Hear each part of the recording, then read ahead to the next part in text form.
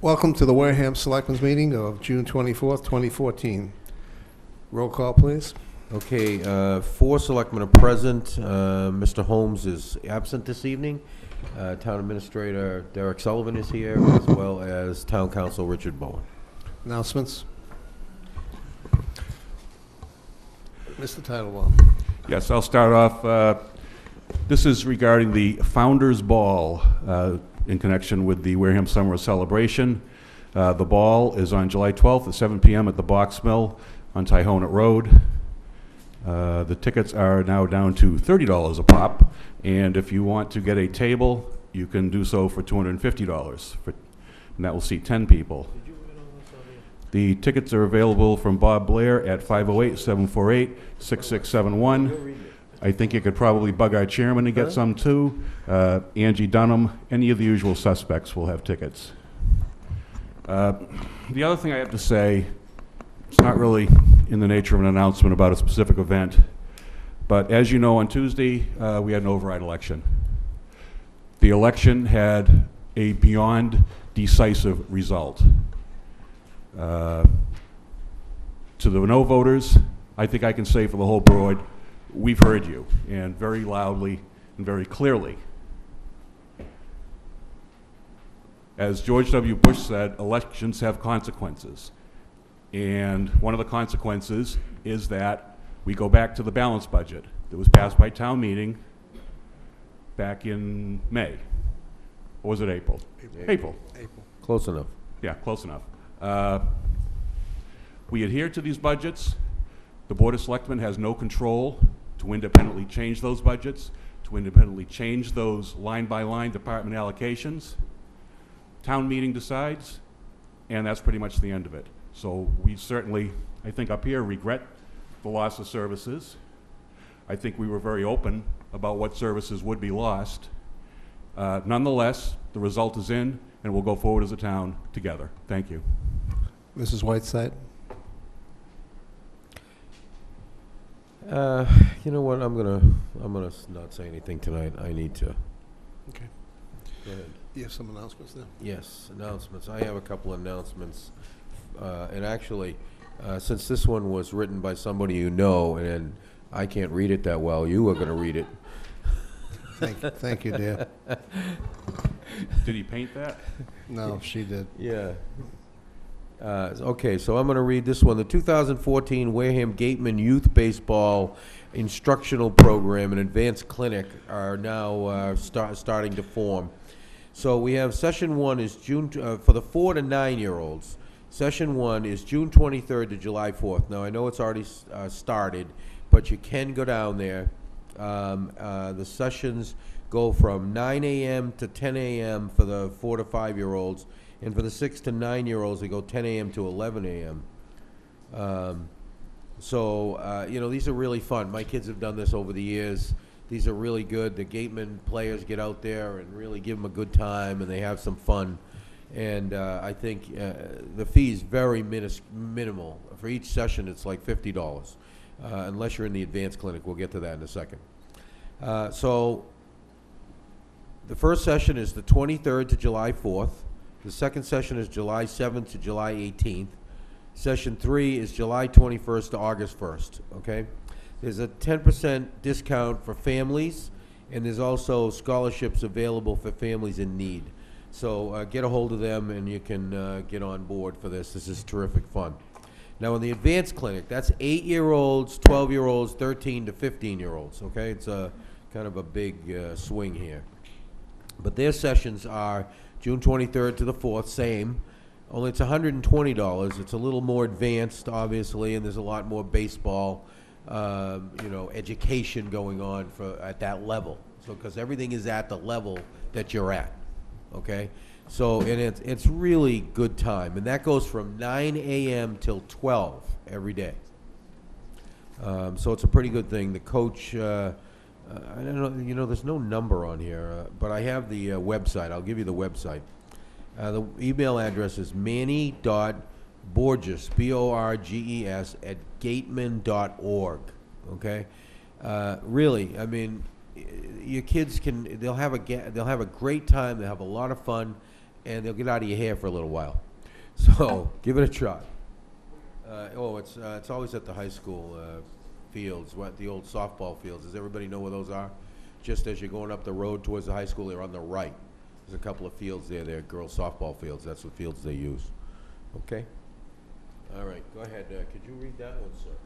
Sure I can. Seeming that it's in hieroglyphics. It's in Slaven speak. It's in Slaven speak, oh. Save the date. Wareham Garden Club presents Sense of Summer, a garden and kitchen tour, June 27th, June 28th, from 10 a.m. to 3 p.m. Visit homes from 1774 to present, each with unique features to inspire you. Tour starts at the library. You can purchase tickets there. It's $25. Pick up a map. Visit vendors. Participation in a raffle. Advanced tickets can be purchased for $22 at Eden's in Marion or at the Wareham or Spinney Library. Not bad. Got that one done. All right, You have that one you back. have anything? Oh, yeah. Okay, Always. all right, go right ahead. The Cranberry Coast Concert Series, number 9, kicked off actually last week. We got the information too late because we have our meeting date on Monday. I don't have anything past June 20th, but I would just check up on the website to see what they're doing going forward. I wanted to give them a plug anyways. On July 4th, the Historical Society in Wareham has their annual Antiques Fair and Crafts Fair, and that will be at the Center Park, and they'll be setting up by 8 o'clock. We're running 10 to 2, Mrs. Slavin? 8 to 2. All right, never right as usual. 8 to 2, and there'll be food available as well. You have that one. Buzzards Bay Playhouse. Let's see if time-wise.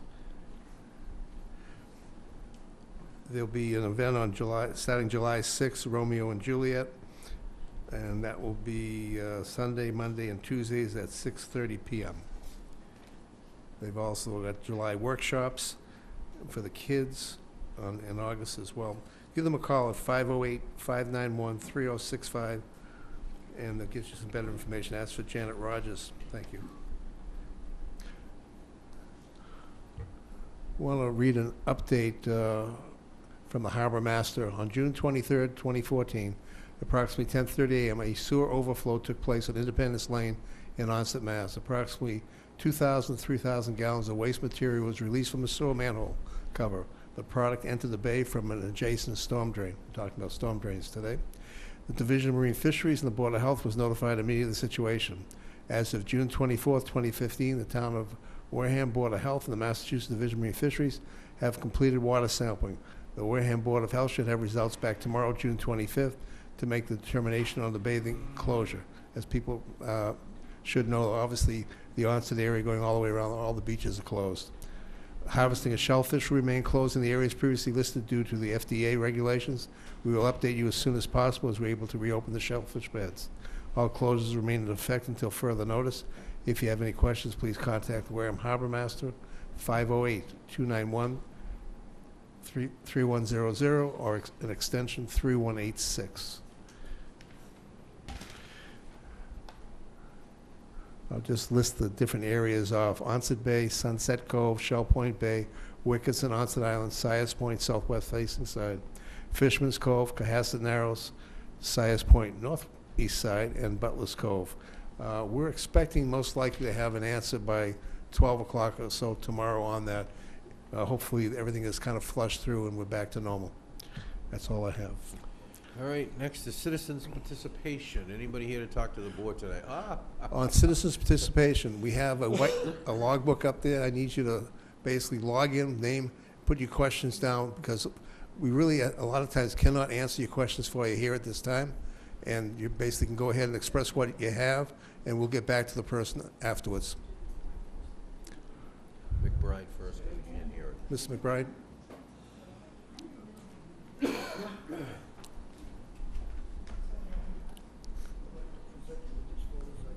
Okay, thank you. This is the, Have you seen them? yeah. Yeah. Mr. McBride, could you sign the logbook when you're done, please? Thank you. Yes, good evening. My name is John McBride Jr. I'm a resident of Onset for the last 20 Can you years. pull the microphone a little closer? Closer. So it gets recorded? A little better? Thank you. Thank you. My name is John McBride Jr. I've been a resident of Onset for the last 20 years. Over the last couple of years, I've watched the Board of Select meetings on television, which I would suggest that everybody do to know what's going on in the town. And over those period of time, there's been a lot of discussion about parking in Onset, the litter on the beach, and revenue within the town of Onset in itself and Wareham. The first thing I have is litter signs. I understand that there was litter signs manufactured and supposed to be posted at several places on the beach. I have checked high and low many, many months. I found one sign on the beach as you go in by the bathhouse. I found one sign on South Boulevard where you approach the beach down the stairwell at 4th Street, and the other sign was up the top of the hill by the bandstand in Prospect Park. That sign was vandalized. I turned it over to a person that's employed by the town. The sign was never re-erected. You know, we want to clean beaches. Unless the signs are out there for people to see visibly, we're going to have nothing done. Most recently, some things happened. Some of this I hope you're aware of. If not, I'm going to try and make you aware of it. I presented you with some pictures tonight of the last big triathlon they had about a month ago. From my point of view, it was more of a hindrance than it was a help for the town. The signs, the pictures I gave you rather, will show that a large container was dropped in the Prospect Area Park where the handicapped people spend the time. That space was lost from Saturday morning until 9 o'clock Monday morning. It's a shame. The people go up there handicapped and they can't sit up there because the container was in its way. You know, that was just one thing. There was litter thrown all over Prospect Park. They placed, I would approximately 40, 50 bags, large black trash bags that were ripped open by wildlife in the area. This happened Saturday night after they departed. As a result, there was litter all over Prospect Park. I have one picture I didn't bring tonight. I don't know what happened to it, which shows a lot more debris on the hill than those other pictures depict. That litter was picked up by town employees with a town truck at 7:30 Monday morning. It was definitely a health hazard. The Board of Health would be upset if they saw it, I know that. They had fences, temporary fences set up coming in Wareham Avenue, which goes toward the mobile home park. If there was ever a fire in that mobile home park, it was a definite danger to the people who live there because the engines would have to knock down temporary barricades to get into the park. If they went down to Wareham Place, which goes into Wareham Avenue, the turn is not wide enough for fire apparatus to make the turn. They would have to go all the way down to the boat ramp before they can make a turn to come in Wareham Avenue to get to the park. A definite fire hazard. You know, it's a darn shame. But the other venues that are held there, Cape Verdean Festival and likewise all the others, we don't have that problem with them over there. They don't deposit a container in the handicap parking spot. They don't block off with gates going into the park so that the fire apparatus couldn't get in. It's a definite hazard, no question about it. Also, the bike racks. They had bike racks all on the pier. The pier was completely covered with bike racks, which meant that the town received no revenue whatsoever from the pier that day. If you got some remuneration from them for your troubles, I know nothing about it. But we definitely lost good revenue for the entire day of Saturday, which, by the way, was a good day to be at the beach. You know, we're losing money there. That's another thing. Onset parking. I might miss some things, but onset parking, I'll tell you, I'm very disappointed with it. You have a very bad safety hazard there. You have parallel parking, which I have no problem with, but you have angled parking, and one of the angled parking spots backs directly into a crosswalk. I personally have seen a woman hit by a car backing into the crosswalk. It's the one by Stashes. If you go down further into town toward Mark Anthony's, there's a crosswalk in front of, I believe it's the Cohog Republic. If there is a large vehicle such as a truck, it wouldn't have to be a big truck, just a panel truck, somebody could hit going across that street. It's very, very bad, and they should be looked into, definitely looked into. Also, on Main Street, Union Street, coming up from Onset Avenue, you have signs there that direct you to where to put your tickets in your dashboard and that sort of thing. Those signs are no higher than 5 feet tall. In most cases, somebody that was lollygagging going up the sidewalk could possibly walk right into one of those signs, and we would be faced with a great big lawsuit. Those signs should definitely be removed. They are a hazard like you wouldn't believe. I also, at that same crosswalk at Stashes, watched a car back right over the pedestrian crossing sign, which is in that area. These things got to be looked at. I hope you're not aware of them, and I'm trying to bring them to your knowledge now so that something can be done. Also, the parking over there. You have different rates. There's one rate for the first hour parking in 4 different places. And then the rates change depending on where you're parking, from $1 to $2 an hour for the second hour and beyond. Now, I observe people pulling into the angle parking in front of the restaurants on Onset Avenue, and most of them don't put a single dime into the machine. You're losing revenue there. I haven't seen a single parking ticket given out there. And I'm not a busybody, but I care about this town, and I live in Onset, so I go through there several times a day. And I observe no parking tickets given out. I don't know if this is the police department's responsibility, the harbor master's responsibility, or for that matter, years ago we used to have a crime watch, and I think that bombed out with the parking tickets. That became an issue. You know, these are some of the things I've noticed. And Yeah. We have a hearing at 7:15, which is 2 minutes ago, so could you either wrap it up or come back after the hearing? Well, I'll be glad to wrap. Just that I would like to see the parking enforced. That's the bottom line. You know, it's a revenue. We could put more police department, more personnel in the police department. Should we get revenue from those? Okay, could you put yeah. it in the book for us, everything that you try to write it in that book for us right next to you, please? All the stuff that you Mr. mentioned. McBride, you have a sheet of paper with all that on there? I'm sorry. You have a notes with everything on that you've read? I You have notes. Do you have the notes that you were speaking from, Mr. McBride? yes, I'll leave it with you right now. Could you leave that with us? Just and put we'll- them right in the book there. Just put the notes right inside. What we will do is we'll give this to the town administrator. There are certain things we can answer for you, but rather than give you partial answers, we'll give it to Mr. Sullivan. We'll get answers, and just give us a place we can contact you, and we'll get back to you. Thank you very much for your Okay. time and attention. No, And I don't thank you for envy coming your in. job. All right, we've got to go to the public hearing now. I'd like to call people forward for the public hearing. This is Mrs. Marilyn, oh boy. What is it? Biasucci? Biasucci. Is she here? Yeah. Can you come down, please, to the front?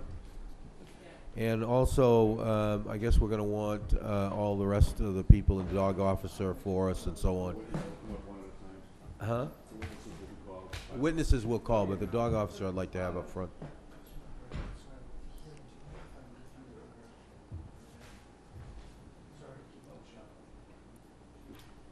We'll call the witnesses as we need them. All right, I move that we open the public hearing in accordance with provision of Chapter 140, Section 157 of the Massachusetts General Laws. Second. All those in favor? Aye. Opposed? Abstained? 500. Does it require a roll call? 400. 40, I'm sorry, spacey today. Okay, No, Be precise. all right, thank you. hearing's open. Mr. Chair. Mr. Bowen? Thank you, Mr. Chairman, members of the board. The chairman, seeing as how this is the board's first animal control hearing in many years, the chairman has asked if I would run the administrative part of the hearing, and of course, the decisions that will be made by the Board of Selectmen. when we come to the conclusion of evidence. So we have Ms. Gorviat-Dill here, the Animal Control Officer, Ms. Biasucci. Anyone who intends to testify at this hearing, please stand and raise your right hands. Yeah, Yes, all of you. If you're going to testify, please stand and raise your right hands. Do you swear to tell the truth, the whole truth, and nothing but the truth, so help you God? I do. Thank you. You may be seated. We'll begin with a statement from the Animal Control Officer as to why we're here. Then I'll ask Ms. Biasucci for a reply. Then we'll get into the question of calling witnesses. The Animal Control Officer will call witnesses first. Ms. Biasucci will have an opportunity to cross-examine them.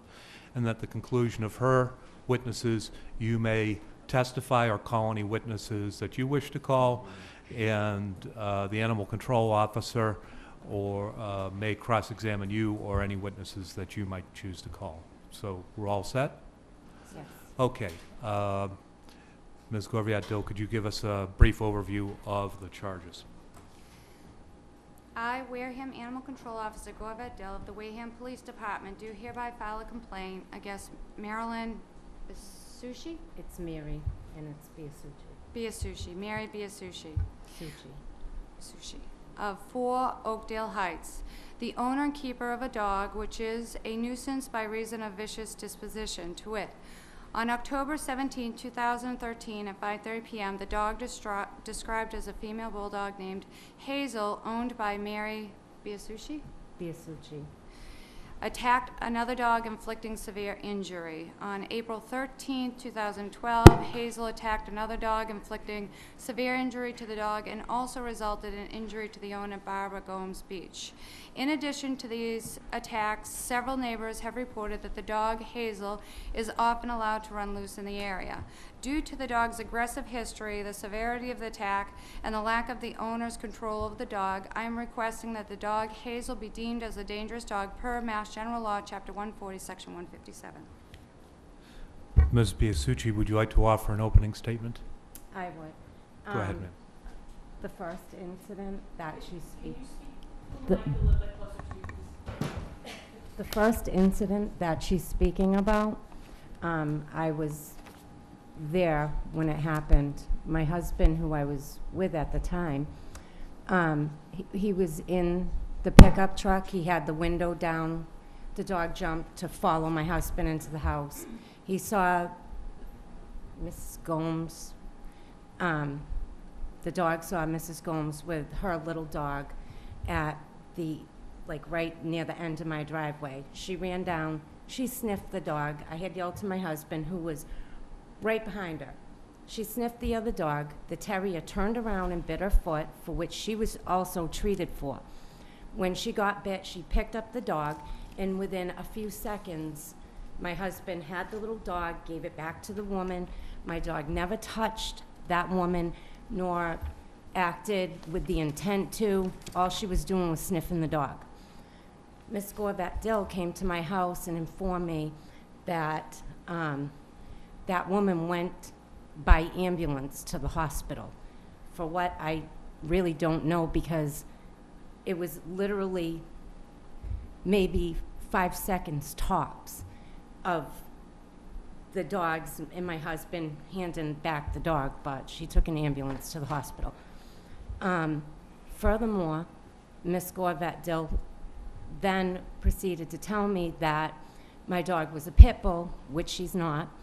She also had this woman testify for her agenda to get laws passed, which I had the article at a town meeting, in which case this woman testified she was attacked.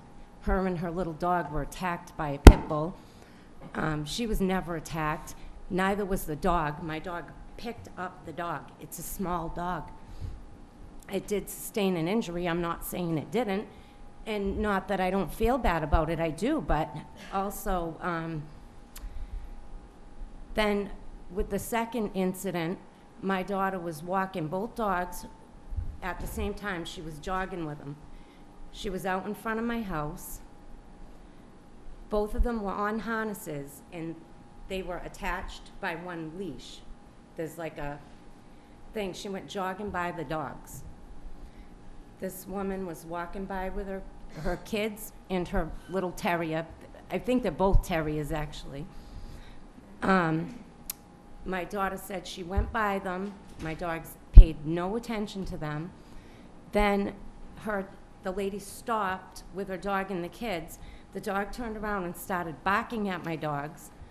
She then picked up her kid, dropped the leash of her dog, and then her dog was the aggressor because it's a terrier and they all have Napoleon complex.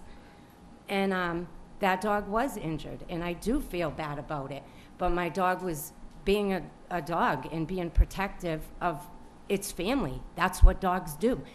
And if my dog's been loose on so many occasions, which is not true, she had also told me that she had a report one of the times she showed up at my house, because she's been to my house on many occasions, none to ever say, hey, your dog was loose. Just that there was a report that it was loose the day before, which it wasn't. I told her, I also saw a dog the day before that's in my neighborhood that looks exactly like my dog. And if my dog is such a terrorist and a threat, then on all these occasions when it's loose, why has there's never been an incident? Never. Okay. So the opening statements are concluded. Would the animal control officer begin by calling her witnesses? The first witness I would request would be Erin Lewis. She is the most recent victim of an attack. Let's get her a chair. And you've been sworn? I have, yes. Thank you. Proceed. I am the owner of the dog involved in the second incident. I was walking down the street with my two children, aged 5 and 3, and my dog, who is a terrier, she's a rat terrier, she's 16 pounds. When I saw the defendant's daughter walking with the two dogs, I recognized the dog Hazel due to an incident prior where I felt she was showing a little aggression. Nothing that I was too concerned about, but I wanted to remain cautious. So when I saw the daughter jogging towards us with the dogs, I stopped my dog, I brought her to heel, and I rolled in her leash. I had it wrapped around my hand until she was entirely at heel. On the right side of the road, with myself in between her and the other animals, I had my 3-year-old daughter on my hip the entire time. I didn't pick her up at any point, I already had her. And my 5-year-old son, he had originally been walking the dog, but I took the dog, the leash from him. We all stopped right on the side of the road. They passed us. The dog was pulling a little bit, but was not seeming very aggressive, and my dog did bark. She didn't pull, she was entirely at heel, she was sitting, and she barked. As soon as she barked, the dog slipped the harness immediately. I can't even understand how it happened, but the dog slipped the harness immediately. As soon as she was loose, the girl immediately was screaming, because apparently she knew what was about to happen. I knew too. I grabbed the leash that was on my dog, she was at heel, and I picked my dog up by the leash. And she was hanging for a minute, and I tried to grab her as I was trying to put my daughter down. The dog was able to get Vegas out of her collar because she was picked up by the leash. She grabbed her and pulled her right out of her collar. I sent my children down to sit in the grass and grabbed the dog by the lip. I actually grabbed her by the nose first. She didn't let go. She had Vegas by the throat and was shaking her. I grabbed her by the lip next. She still didn't let go.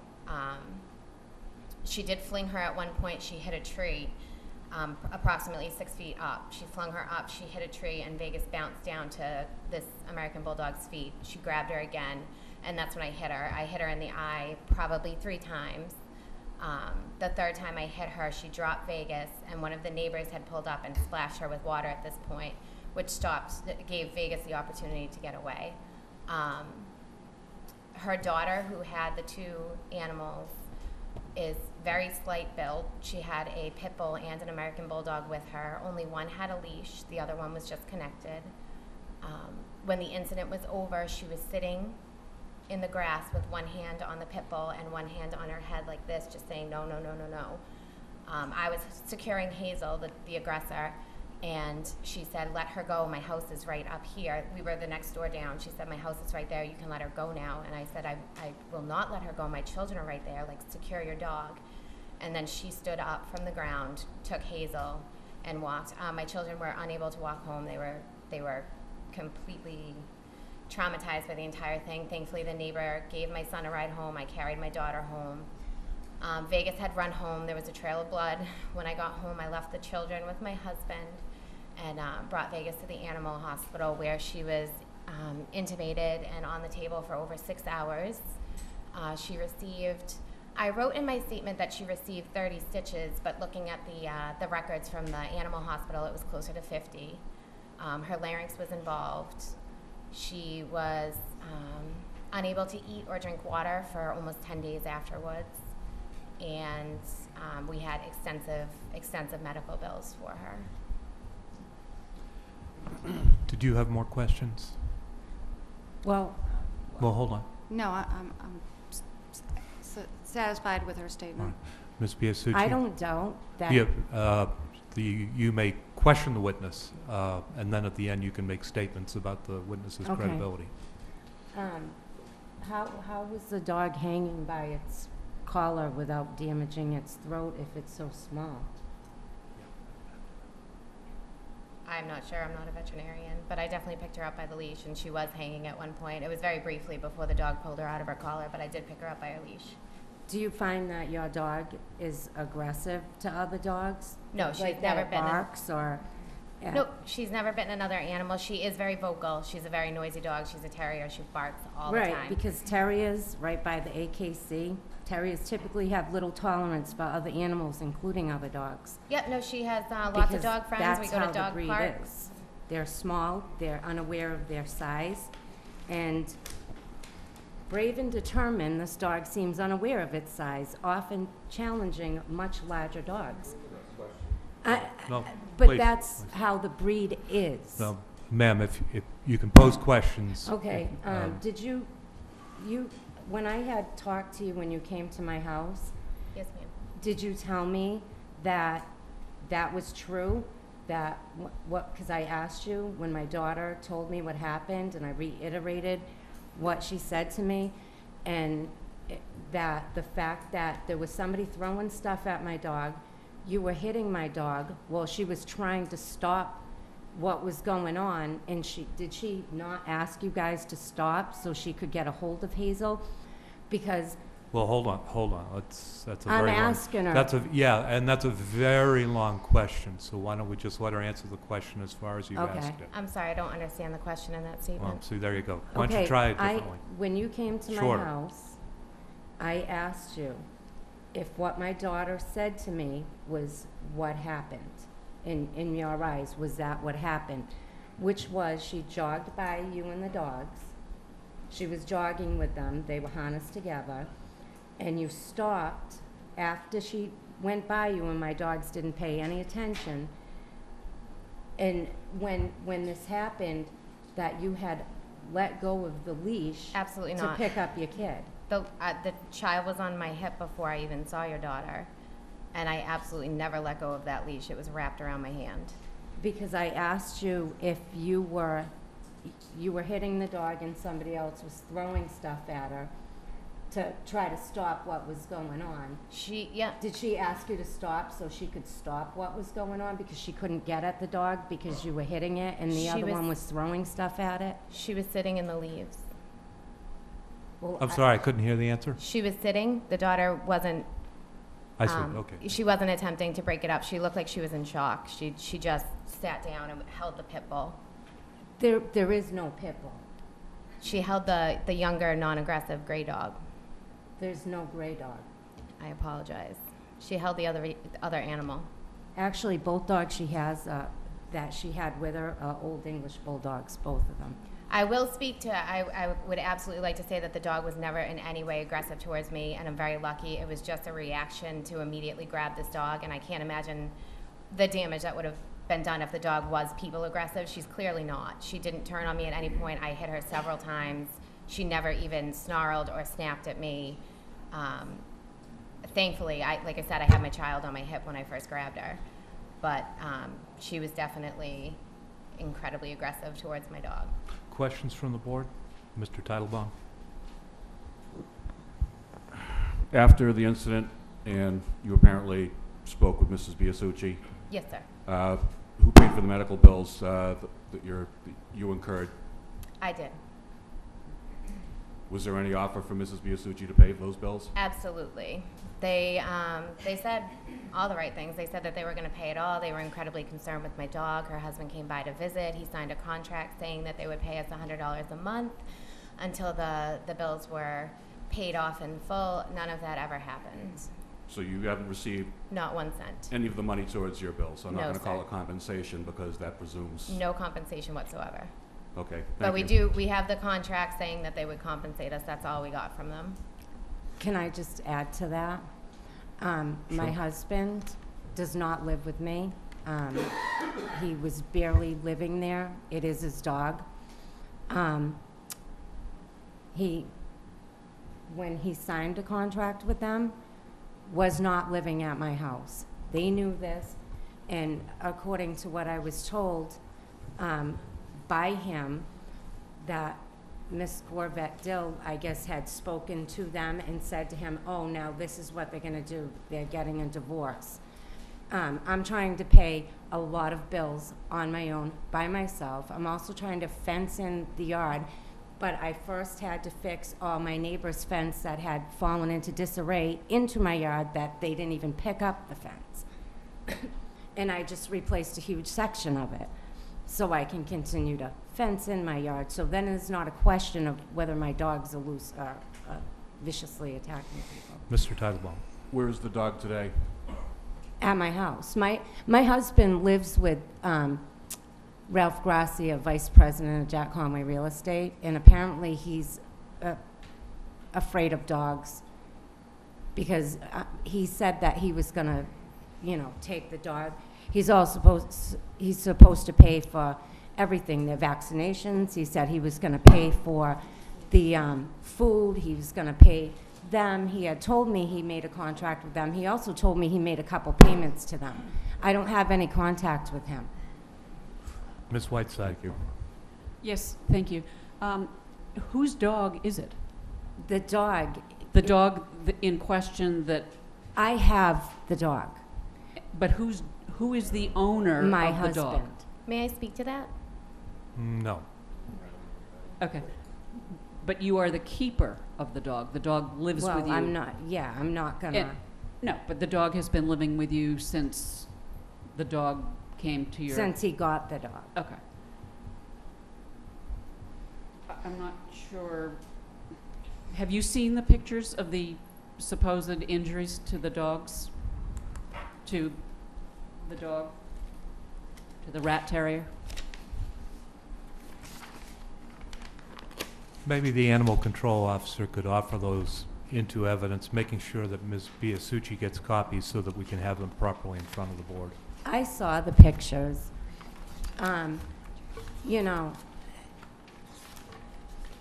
My dog's being a dog, protecting. That's what it was doing. And, not that, like I said, I feel bad about the dog's injuries. I'm a nurse. I take care of people for a living. I have great compassion for animals, and I feel awful. But, I feel like the dog officer is on a mission since day one since the first incident where she brought Ms. Gomes in front of the Board of Selectmen trying to get her agenda passed.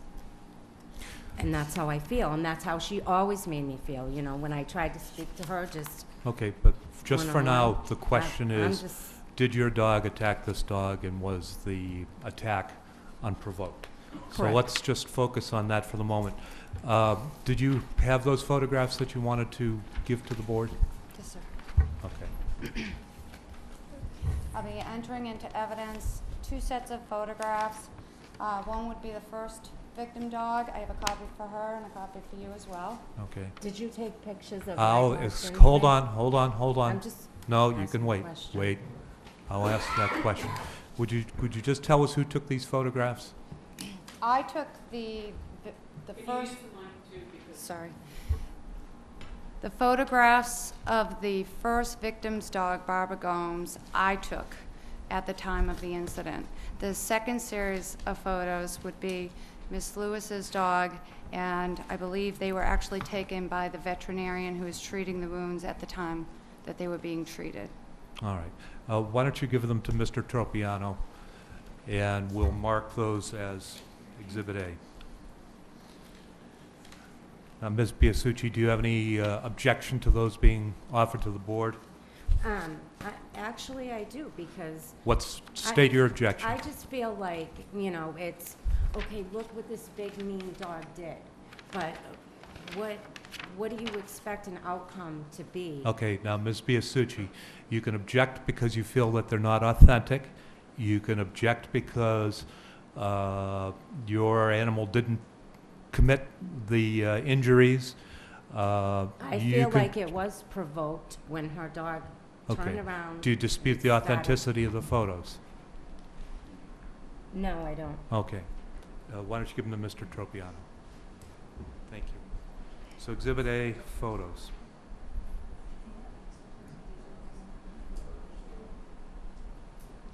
And I'm going to make a notation that Ms. Biasucci objects on the grounds of relevance. All right. Anyone have anything more? Oh, pardon me. Other board members. Board member questions for the witness. Not for me. Mr. Tropiano? No, I'm okay. Okay. Anything else for this witness? No? Okay, you may be excused. Could the animal control officer call our next witness, please? I will call the witness to this incident Miss Lewis was just stating. Deborah, how do you pronounce your last name? Right. Okay, come forward, please. Ma'am, have you been sworn? Yes, I have. Could you spell your name for the record, please? Sure. Ruprecht. Oh, Ruprecht. Okay. It's German.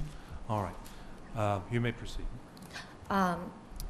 Okay. I was driving on Avenue A, heading by, and I had seen Erin and the kids because I talked to them a lot.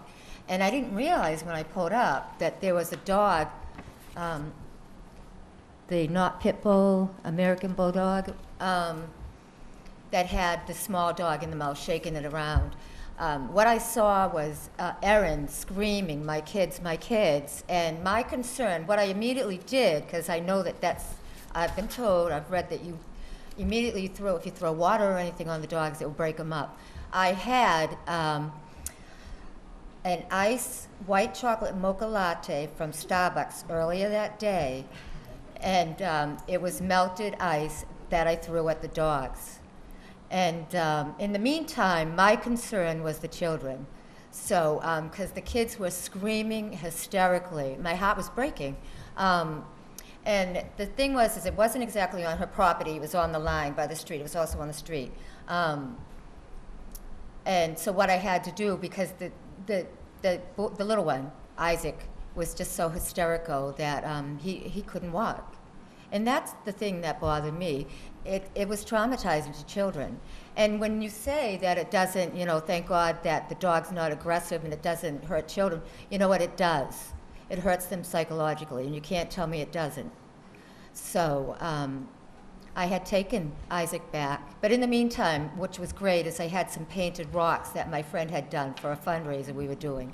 And so what I did is I let him pick out a rock, which then, sort of redirected him took him into another direction, which was, to calm him down. And then when I got there, I also gave the daughter one. They picked one out.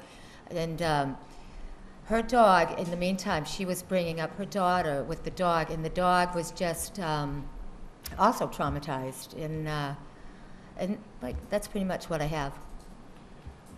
Did you have any other questions for the witness? No, sir. Okay. Ms. Biasucci, you may question the witness. I don't have any questions for her. Questions from the board? None for this witness. Anyone? I'm not sure this is a proper question, but are you familiar with the dog from other instances? I'm not familiar with the dog from other incidents, but I have seen him loose since the incident. Actually, the husband, I don't know who the man was at the time, was allowing the dog in the dark to run up and down the street in front of my house. And then when I was leaving a friend's house up over the hill past their house, I was coming and leaving from there, and the dog was out again. When was that? I don't have the dates. I didn't document. A month ago, 2 months ago? Probably a couple months ago. My husband hasn't lived in my house Well, but your dog does. since last year. But you just said my husband was letting Well, it run up and down the road. Well, I don't, yeah, you know what, here's the thing. I don't pay attention to the time, but I saw what I saw. Okay, I'm just saying he hasn't lived in my house in a very long Okay, time. but the dog does. Okay, other questions from the board? And there's Yeah. nobody in Mr. my Okay, house so, that lets the dog excuse run me, up and down excuse the me. road. The Mr. first, Tropiano. you are the first dog, is that correct? You're the owner of the first dog? No. So you're Witness. just a witness that saw some things in the neighborhood. Is the owner of the first dog I wouldn't here? say just, by the way. Oh, okay. She's here. Okay. All right, fine. I was just trying to get, for some reason or another, I thought you were the owner of the second dog as we were listening here, the first dog or whatever. All right, so you're just testifying what you've seen over the course of time and so on. Okay. All right, fine. Thank you. I just have a couple questions. The incident itself, this was on the street, on the sidewalk, or on private It's property? not a sidewalk, it's the line, where the sand is. Okay. And the girl that had the dogs was just sitting there on the ground with the dog, and just because I think she was shocked herself. Now, the other dog was loose with no leash or anything? No, yes, the dog was actually at that time. The daughter, the dog was, yes, at that time it was when I pulled up. Thank It you. had the little one in the mouth shaking it around. Thank you. My daughter had to undo the thing that connected the dogs together so she could let the other one go, so she could stop what was going on. But she was having a really difficult time. She ran up to the house to get me, and I came out. It was directly in front of my house, like there's trees at the end of my property, and that's where the incident took place. The other dog that she had was just sitting there waiting, and she had gone. She was trying to get the dog. She was having a fit because nobody would stop beating the dog while she tried to stop, grab a hold of her. So she could have just make Hazel let the other dog go. Any other questions for this witness? Mr. Titlebaum, and then Ms. Whiteside. I do have a question for Mrs. Biasucci, maybe perhaps not the testifying witness. How old is your daughter? At the time it happened, 22, and she, when the owners of the dog came to my house, she was like, well, your daughter has no business walking the dog. To begin with, she's not even 100 pounds soaking wet. My daughter weighs 140 pounds. She's not 100 pounds soaking wet by any means. Ms. Whiteside? May I ask how large this dog is? She weighs about 65 pounds. Thank you. All right. Any other questions for the witness? Okay. You may be excused. Thank you. Thank you. Could you call your next witness, please? Yes, that would be the first victim's dog owner, Barbara Beach. She'll have to swear in. Thank She you. wasn't here when George Okay, was swearing. those Yes. three. All right. Ma'am, I have not been sworn in. could you stand and raise your right hand, please? Thank you, ma'am. Do you swear to tell the truth, the whole truth, and nothing but the truth, so help you God? I do. Thank you. You may be seated. And you may proceed with your questioning. Could you please tell us about the incident that your dog was involved with, the Hazel, the dog in question? First of all, I'm thankful and grateful that you guys are doing this, because for me it's been 2 years, maybe a little more than that. My dog was attacked on April 13th, 2012. I want to go back to 1900s, but I can't. 2012 in the Oakdale section, just a short distance from my home. I would walk my dog at least twice a day, once in the morning and once in the evening, I was on my way back to Johnson Street where I live, and my dog and I were walking. He was at that time a 10-pound Yorkie, little short legs, and we were just walking our normal route from my cousin's house back to Johnson Street. I noticed her dog because I've seen him, I believe it is, I don't know if it's a her, I thought it was a she, because anyway, I thought it was a she. And we were walking along, and I noticed a young man in a pickup truck yelling at this dog who took off from the truck, from inside the truck.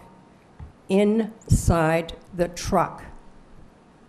And the dog took off. The young man had gotten out the car, out the truck, and the dog took off and came straight at me and my dog, diagonally across from where they lived.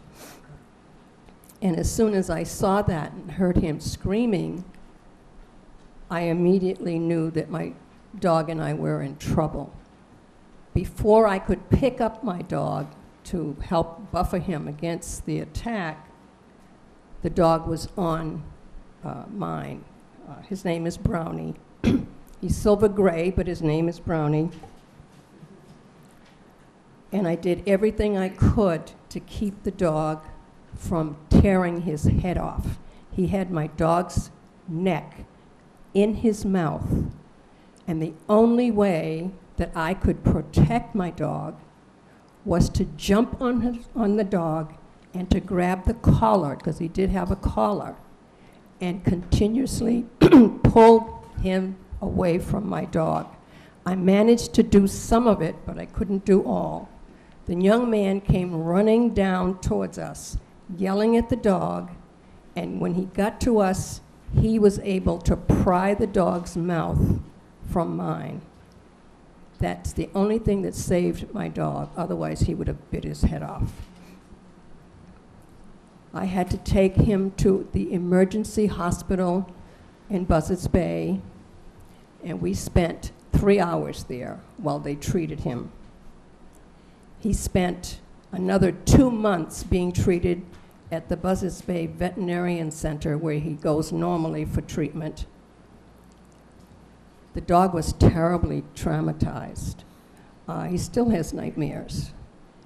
I ended up going to Toby Hospital the very next day because I had sprained my left arm by pulling on the collar of the dog that was attacking us so severely. I spent a month in a traction because I had sprained my arm so badly. I have bills. I did not approach the owners, first of all, because both the dog and I were sick, but I have all of our bills, both from Toby, from my own primary care doctor, from the animal veterinarian hospital, and all of that. I contacted Cheryl. She came by. She quarantined my dog. We did all of the right things to do, all the lawful things to do, but I refused to contact them personally because I just didn't want to go there. What I did do, however, was to send a lawful certified mail with all of the bills and a letter to her asking her to please pay the expenses for what happened to my dog and I. Did not ask for anything other than the medical bills to be paid. They were over $300. I never got a response. After 6 weeks, the post office returned this to me. I was going to go to the courthouse and file a claim so that I could get my money back. Unfortunately, I got very ill and have spent the past 2 years taking care of my health and have not been able to follow up with that. It is my understanding, however, that I have a 3-year window in which to put in a claim for the medical bills that we incurred. I believe that that dog is very dangerous. If that had been a child, you all would not be sitting here like this. There are children, very little children, and even if they're not so little, in that neighborhood. And to have a dog attack like that, not just once, but from what I understand, twice, is very dangerous. And I think you need to do something extremely serious about this problem. Does the ACO have further questions? I do. No, hold on. No, I'm satisfied with her statement. Okay, Ms. Biasucci? You said that you were pulling the dog's collar. Which dog's collar were you pulling? I was pulling your dog's collar. Why would I pull Because my dog's collar? My dog's neck was in the mouth of your dog. Okay, I'm not being nasty to you. I'm asking a question because I saw the entire incident, and at not any time did I ever see you bend down and try to reach or grab anything. My husband did Try to pose questions rather than make statements. Okay. Well, I'm just asking, when were you pulling on the dog's collar? Because If you were watching, why did you stay in your house? Why didn't you I come out and wasn't in the help? house. I Well, was you in said the you were car. watching. Because it literally happened that quick. My husband was out of the truck, and the dog jumped out to follow him, saw you and your dog, went down the driveway. I yelled, "Johnny, grab the dog," because she was going down the driveway instead of following him. And that's literally how long the incident lasted. It was a matter of seconds. And my dog, also, she was bitten, and I asked Miss Gorvette Dill to look at the bite injury to my dog. Granted, a terrier that only weighs a few pounds is not going to do the damage that a 70-pound dog is going to do biting back. And I'm very sorry that you have health issues, and I truly am. And I feel bad that your dog was injured, but to say that my dog is this huge menace, and if it was a child, I can't tell you how many kids, little kids in the neighborhood, come to see my dog. They're all out there, Hazel, Hazel, Hazel, Hazel.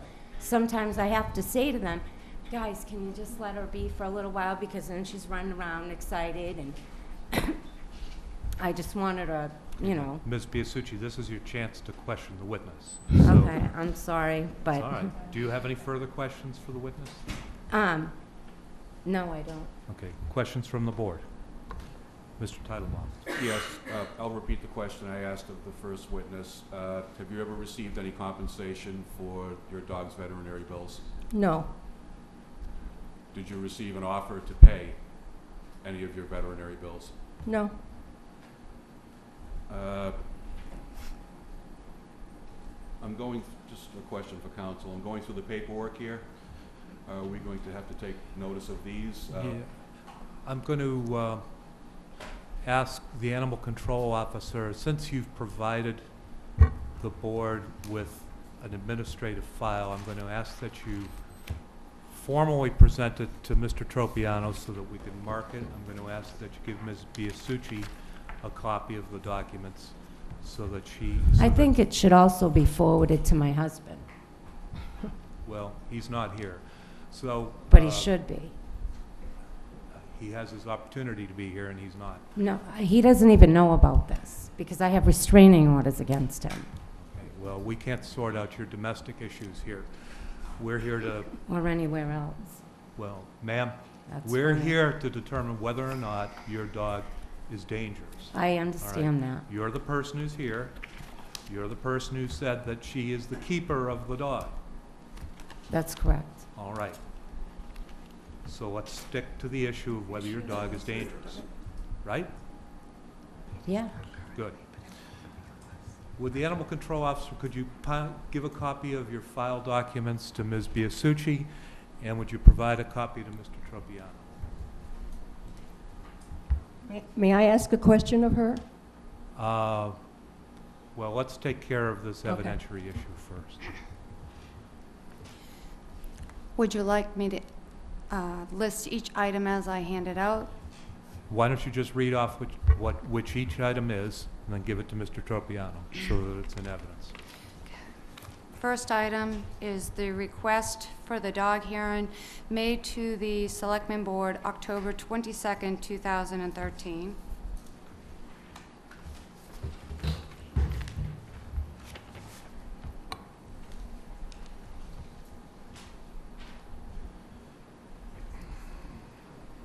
We'll mark that as Exhibit B. And Actually, I have it as Exhibit C because I separated the two dogs. I'm going to let you mark the exhibits. It's A1, and then I did the other pictures as B1, B2, like that. I like your system better. So this is Exhibit C. Exactly. Okay? The second item is my request made to my lieutenant and the acting chief of the Wareham Police Department dated October 17th.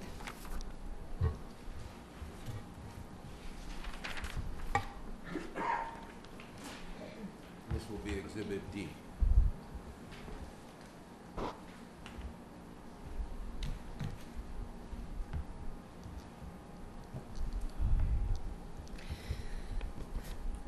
The next item would be the request made by Lieutenant Walsick to the Board of Selectmen for my request.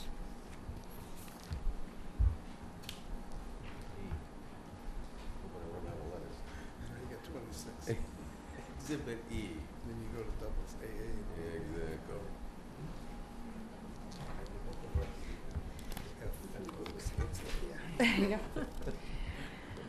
The next item would be a letter that was made out by Barbara Gomes Beach.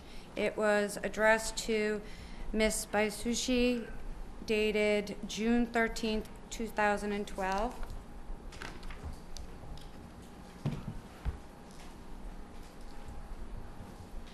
Thank you.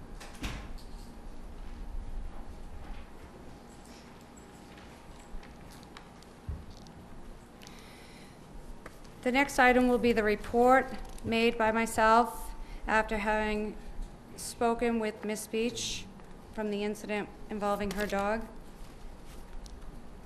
All right,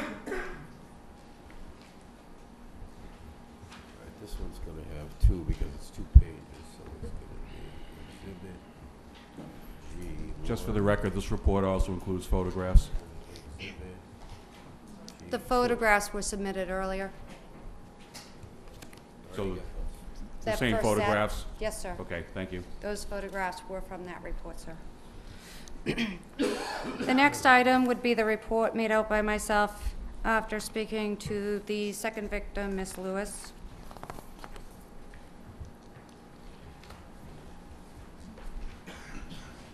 Exhibit H.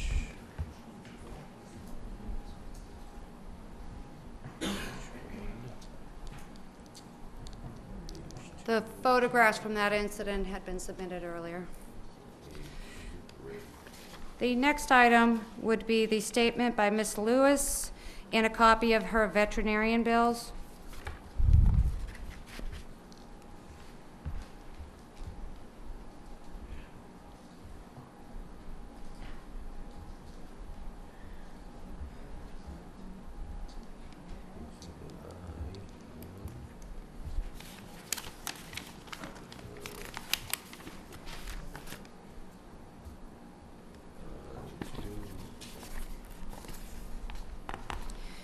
The next item is the call when I issued the quarantine service and a copy of the quarantine.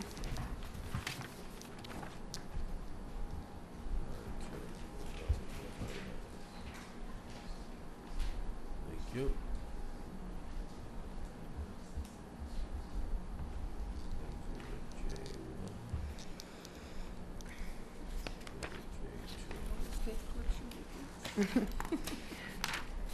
And the last two items is one, a letter dated December 9, 2013, where there is a outstanding citation for the first incident that had not been paid for $125. The next one is an outstanding citation that was issued recently for unlicensed, unvaccinated dog.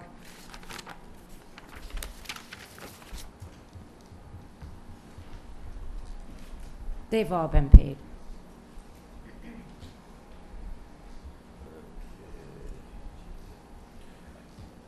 I'll let you address that in a minute. Mr. Titlebaum. Yeah, the reason I wanted to go through the documents was because we do see the veterinary bills from Ms. Lewis, but we don't see them from you, Mrs. Gomes Beach. If you could, do you recall what the veterinary costs were? I have all of them here. I can give her copies. I thought I had given them to her already, but I have them. And I have my doctor bills and bills from Toby's. Well- I'd like if possible to get those amounts on the record so we know what they are. I get them to show tomorrow, or to you. Ah. somebody. Well, we need them for the hearing. Yes, that would need them now. Can she give you that copy, and then we can get a photocopy to the defendant? Well, She can testify as to the amounts. yes, it That would be would the probably, better course. because there's probably sensitive medical information in there that you don't want as part of the public record. It might be best if you could just tell us what the expenses were for and how much. What I have here would not satisfy that. I have the others at home. I didn't realize that I would need to bring those here. And I certainly don't have the bills from Toby, because it's all part of my health record. I'd have to get those. What do you have with you? I guess, This is just, Ms. Gomes Beach, are they Yeah. in that envelope that you had? no, that's the letter. Yes, s- I think there are some in here. Do you want, I didn't open it because You can. I could open it now. Okay, the record could reflect that you're opening it now. The bills from Toby's and, I would not have. I would have to go into my records to do that. Can I ask a question? Before that, in a I minute. asked to ask her a question, Now, just a here, simple one. now here's the thing. Okay, The reason why Ms. Biasucci gets to ask you questions, okay. even though she's also a witness, is because she's one of the parties, the defendant, That's if you fine. will. Now, if you wanted to give the animal control officer a question to ask Ms. Biasucci later, that would be fine. Where's her dog license, one that they could probably get her. All right, so we do have a grand Yeah, so total. you have some here. Yep. I just don't, I don't have the bill from. All right, so we have, can I speak for her? Or? No. Can you read this? Okay, so there's one bill here. From the emergency service, the very day that he was attacked, I have a bill from the Cape Cod Veterinary Specialist Hospital for $221.08. I have a form from South Coast for Toby's that said that I was treated for a splint and a sling, but there's no bill to it. It's just, you know, when you go in and you go out, they give you that. You have another bill here. This bill here. And a bill for $84 from Regular Veterinary Services for a follow-up the week later. I don't have my bill. Yeah.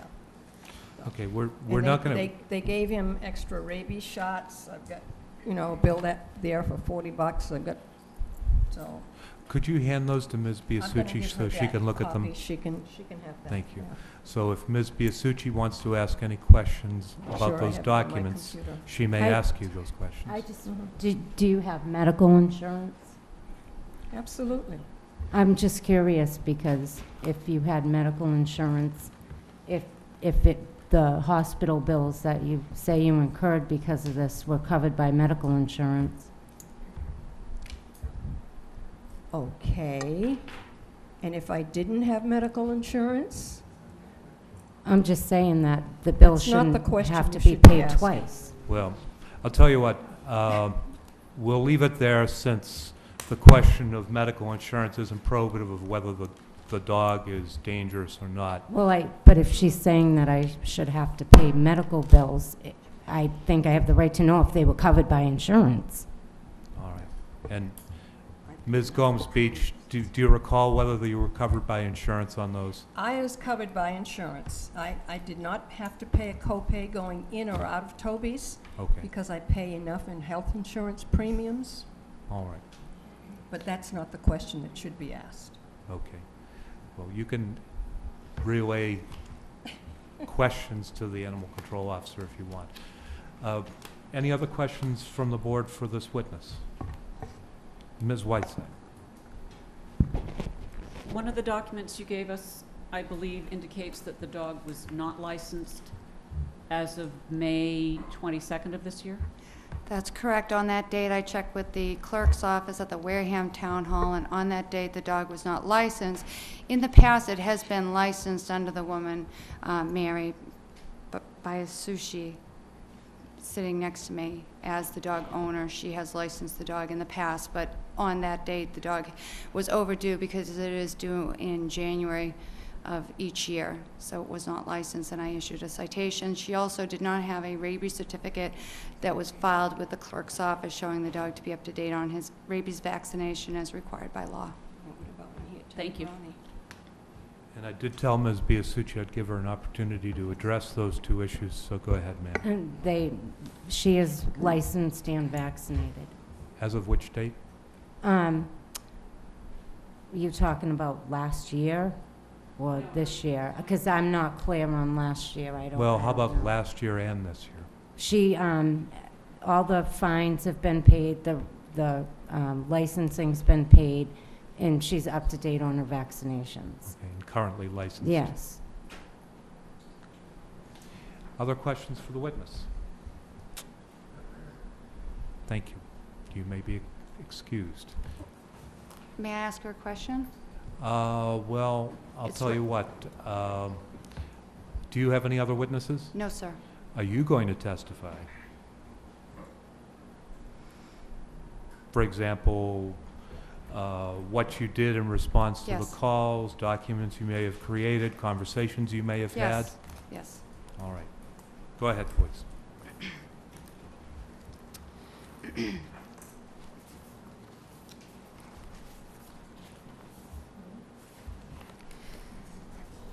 The first encounter that I had with the dog in question, Hazel, was in 2012 with Miss Beach's dog. When I spoke with the dog owner and we discussed the situation as it was reported to me, she did admit that her dog had bitten the other dog, but she seemed very cooperative in preventing a future incident.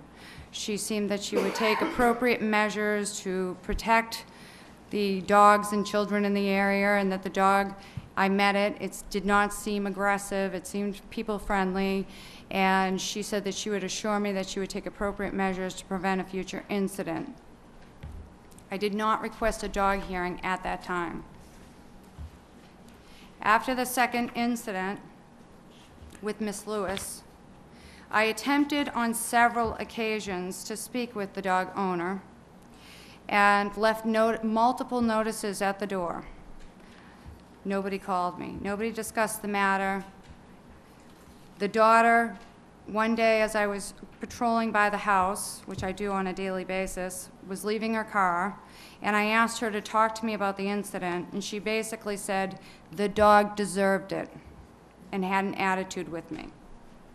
On another occasion, I did see the mother walking from the house on my daily patrol of the dog, and when I tried to discuss the matter, her attitude was also that the other dog was the aggressor and it was the other dog's fault. I did not feel that she was being cooperative and that she was taking any additional measures to prevent a future incident. The dog at this time is frequently tied out in the backyard on a run. There's no fencing to stop anyone, a child, another dog from entering the property. There are no signs that warn that the dog can be dangerous. On May of this year, I checked. The dog was 5 months overdue on its licensing. I'm not sure what date she had it licensed, if it was after I gave her the citation or notification. I'd like to see the proof of licensing. But on that date, it was not licensed. It did not have proof of vaccination. The dog was being jogged by her daughter and another dog. She clearly did not have control over the two dogs, and she knew that the dog had a propensity to bite. It had already had one incident. So I feel that the dog owner or keeper of the dog is not taking responsible measures to protect from a future incident. And that is why I have requested the hearing at this point, so that we may deem the dog dangerous and take appropriate safety measures to prevent a future incident. Ms. Biasucci, you may question the animal control officer. Okay. When I saw you and you said you had left several notices, did I inform you that I work 16-hour shifts quite often? I do not recall that statement, Which but is- either way, Which is why I hadn't gotten back to you. either way, I work at a police department that is open 24 hours a day. If you had left a message on my line, which I left a number, and you had left a message when I could reach you, possibly on a cell phone during a break or a lunch break, and we could discuss the Okay. matter. Do you recall coming to my house? It was probably a couple of days after the first incident, and I showed you the bite to Hazel's foot from the first dog? I recall that you mentioned that your dog was bit by the first dog, and I examined the dog personally, could not find any broken skin, and asked if you had had the dog seen by a vet, and you stated no. That's not true. My dog was seen by a vet. She was treated for the bite, but you didn't seem, to me, were you concerned? Because you didn't seem to be. Because you told me that, Try you know, to phrase it as questions. I'm trying. I am. I really feel like I'm at the town stoning, okay? Like I'm being stoned in the town square. Because nobody realizes how I've been treated. It's an awful thing when anybody, but all I keep hearing about is small children. My dog is around Hold on, Ms. Biasucci. small children Ms. all the time. Ms. Biasucci, this is the prosecution's case, and they get to put on their witnesses. Oh, okay. No, just, I But- want you to but just... there were sto- never any small No, no, children but please, involved in Please, I any just want you to attacks. stop and listen and understand. The animal control officer is putting on her witnesses, and you have the opportunity to question them. If you can poke holes in their story or discredit them with questions, this is the time to do it. Okay. Once the animal control officer's case is done with, you get to put your case on, and then the board will hear all the evidence that you want to present in defense of you or your dog, okay? Do you know if either one of those dogs were vaccinated and licensed at the time of the incidents? Yes, I did investigate that, but And were they? one was and one was not. Were they issued fines? Yes. And have you since gotten proof of vaccination and licensing? Yes. Are they currently licensed and vaccinated? I would have to check with the clerk's office, which is closed right now. Do you have an agenda as far as making bylaws for pit bulls and such animals? No, clearly it was not a breed-specific bylaw. It was a bylaw to protect the citizens of the town of Wareham from dangerous, aggressive dogs, taking additional safety measures. It's against the law to have a breed-specific law. Either way, your dog is not a pit bull, and the reason we're here is there Right. was a second attack. Okay, and did you not ask, after the first incident, Ms. Gomes to come to a meeting and testify that she was attacked by a pit bull and so was her dog? I informed her as a victim of an aggressive dog, as I did all victims in the town of Wareham of aggressive dogs that I had handled, that I was going to be having this town meeting and that I was trying to get a bylaw for dangerous, aggressive dogs, and notified her of it so that if she wished to attend and she wished to make a statement, that would be her option. So, was it your opinion after one incident where my dog was bitten first that my dog was a vicious, dangerous dog? we would have requested a hearing at that time. It was as a result of the second, more vicious attack that happened after the first, when you were aware that your dog had the propensity for this behavior, and no additional safety measures were taken to prevent a second attack. Do you think that a dog getting bit and biting a dog back makes it dangerous, or do you think it makes it an animal, a dog? The second dog did not bite your dog. Did the first dog bite my dog? We did not request. Please, We did no. No. We did not request a hearing from the first attack. We I requested. didn't ask if you requested a hearing. If I felt that your dog was vicious, I would have requested a hearing after the first attack. No, but you did have a hearing in front of the selectmen. I have the article where you brought her to testify against these vicious dogs, and that pit bulls were Ms. like loaded Biasucci. guns. I don't see the relevance of... My The- relevance, Yeah, just well, so I can... please tell me ex- what the relevance of getting My into the animal relevance control is bylaws. because I feel like since day one, okay, in that incident, I was there. It literally lasted seconds. My dog never showed any aggression to any human being ever. She's like 6 years old, 7 now. She's never showed any aggression to a human, a child, any person. Okay, I understand what you're saying, but that doesn't, but- that does not relate to the animal But control what, bylaw. well, So what I'm gonna it ask you to relates do, is what I'm gonna ask you to do is just move on from that point and ask the every rest of your time, questions. all I'm trying to show is every time she's come to me, it has not been in any kind of decent manner. And I feel like because my dog is big, because these dogs are, 5 pounds, 10 pounds, and they got injured, obviously that's going to happen if a little dog wants to take on a big dog. And that's nature of animals. And I feel like from every interaction I've ever had with her, and for her to say that my daughter said, oh, that dog deserved it, is ridiculous. Do you have any other questions for the ACO? Well, I'm kind of lost my train of thought now. Well, that's okay, because we weren't going to ask more about the animal control bylaws. So why don't you pick up the next car in your train and go ahead and ask her some more questions.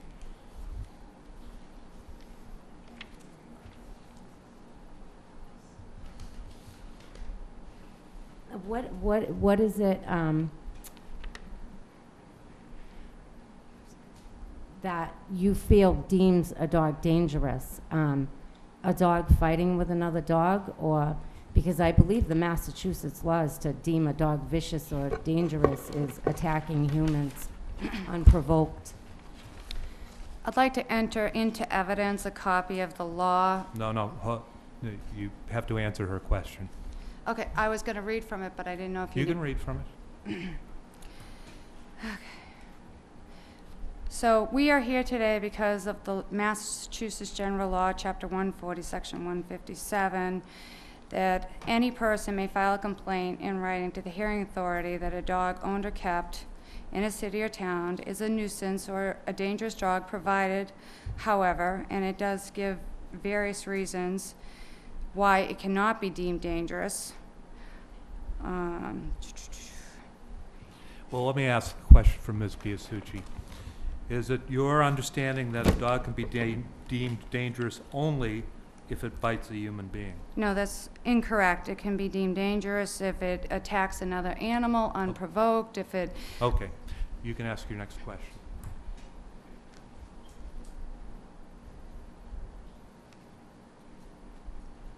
When after the first incident and you testified at the meeting to get your bylaws passed,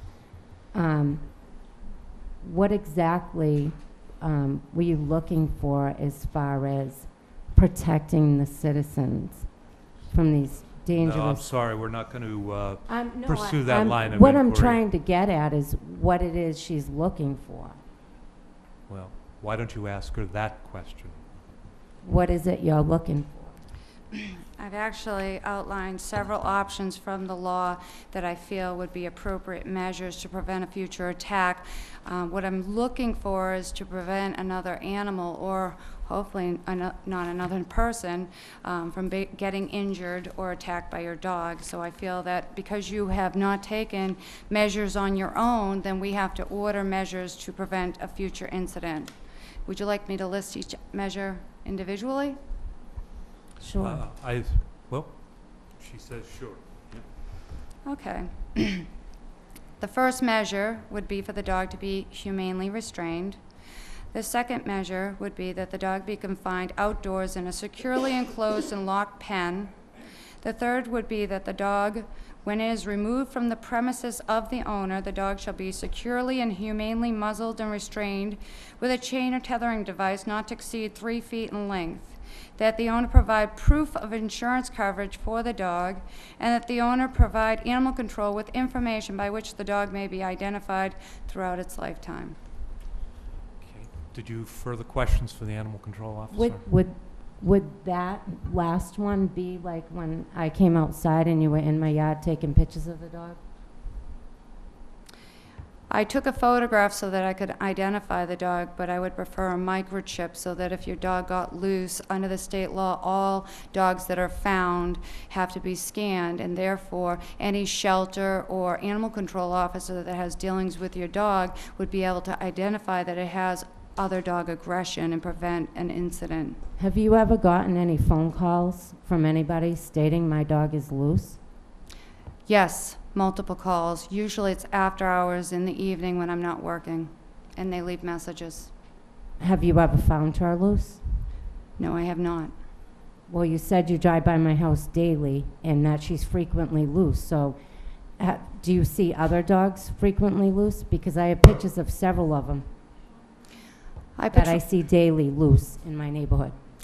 I patrol your neighborhood at least once or twice during a shift, an 8-hour shift, and no, I have not seen your dog loose, nor have I found another dog loose in that particular area. And the reports for your dog loose have been after hours when I'm not working. What time do you finish working? Depends on the day. Normally. Can vary, usually around 5 p.m. My dog hasn't been loose. Do you have other questions, Ms. Biasucci? Do you recognize this dog? No, I do not. It's just a little white fluffy dog that lives at the top of my hill that comes down to my yard about daily. There's also another one across the street that weighs about 10 pounds that comes into my yard daily. And when my dogs are out there... Yeah, you can present that in your own case. This is questioning of the animal control officer. Yeah, I'm asking her if she's ever seen this dog Right. loose, And because I see it. And you asked her and she answered. So Okay. what's your next question? Do you feel my dog has a problem with small dogs? By the sheer nature of 2 dogs suffering severe injury, I would say yes, it does have dog aggression with small dogs. I think you actually stated that to me at one occasion, that your dog does not like small dogs. That's incorrect. My mother has 2 Cavalier King Charles Spaniels that probably weigh about 12 pounds apiece that they have no issue with. This white fluffy Next dog I just question, showed please. you, she has no issue with. The little Ms. dog across the Biasucci? street. Next question. Well, I never said that to her. I'm just saying. Next question. I don't have any more questions. Questions from the board. Mr. Titlebaum? Just so the board is clear, would you repeat your recommendations for what you believe is necessary to prevent any further issues? Yes, sir. The first would be that the dog be humanely restrained. These are all options under the law. That the dog be confined in a secure enclosure and locked pen when it is outside of the home. When the dog is removed from the premises of the owner, that the dog shall be securely and humanely muzzled and restrained with a chain or tethering device not to exceed 3 feet in length. that the owner provide proof of insurance coverage for the dog, and that the owner provide animal control with information by which the dog may be identified throughout its lifetime. Getting to the insurance issue, under Massachusetts law, dog bites are covered by homeowners policies. Is that not correct? Correct. One of the options under the Chapter 140, Section 157, has specifics that have specific requirements as far as the insurance coverage, and so I have incorporated by reference as per the statute. What level of insurance would you seek? Under the law, I believe it's specifically $100,000 coverage, sir. And that's $100,000 worth of liability coverage.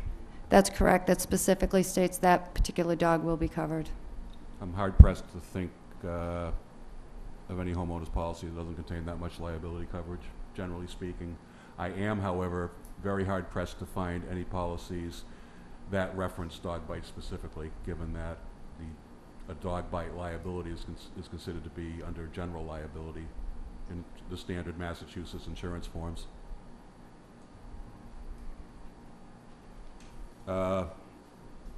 When you say humanely restrained, could you describe what that means? Per Chapter 140, Section 157, it gives several selections on what the hearing authority can order.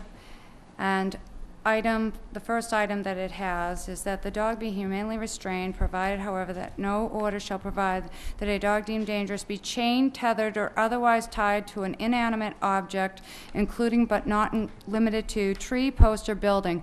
She, at this time, and I have photographs of the dog being tethered on a cable between two trees. There's no fencing.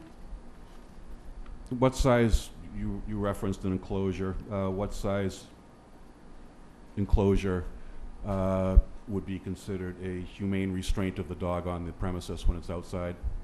I believe the state law says that the dog pen must be 10 feet by 10 feet. Can it be larger at Yes. the election of the owner? That would be the minimum. That would be a humane. Okay. Also, in your recommendation, I noticed that you requested that the dog be muzzled when off premises. Would the safety of the public be better served if the dog were to be muzzled at all times when it was outside of the dwelling house or not in the enclosure? In other words, to and from. We've heard testimony about the ability of the dog to escape its handler's control in the past. As the state law reads, that when removed from the premises of the owner, the premises of the person keeping the dog shall be securely, humanely muzzled and restrained with a chain or tethering device having a minimum tensile strength of 300 pounds and not exceeding 3 feet in length. That's how the state law reads. Well, then I guess my question is to council. If you're bringing the dog out of the house in the morning to put it in the enclosure, would muzzling the dog on that journey be an appropriate thing to do? Either under state law or under the Wareham dog bylaw? I'm just reading from the state law that when removed from the premises of the owner or the premises of the person keeping the dog shall be securely and humanely muzzled and restrained with a chain or other tethering device. Humanely muzzled and restrained. Premises of the owner is going to relate to the boundaries of the property. Hence my concern. Yeah. So the statute does not contemplate muzzling of the dog when being brought from, say, the back door to the pen, because it's on the premises of the owner. What about from the car to the house? If it's parked in the driveway? Still on the premises of the owner. Can this board add further conditions beyond what the state says? I believe that you can, if the facts warrant it. Thank you. I have no further questions. Other questions from the board?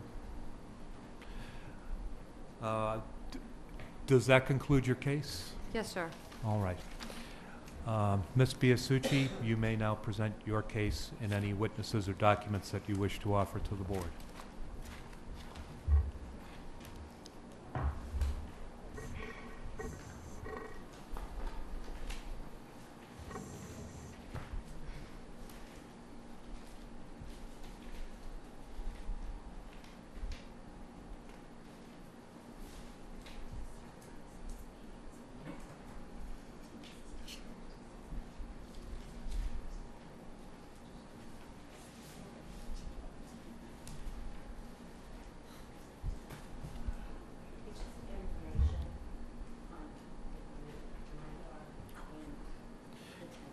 Could you just show this to the animal control officer first? Thank you.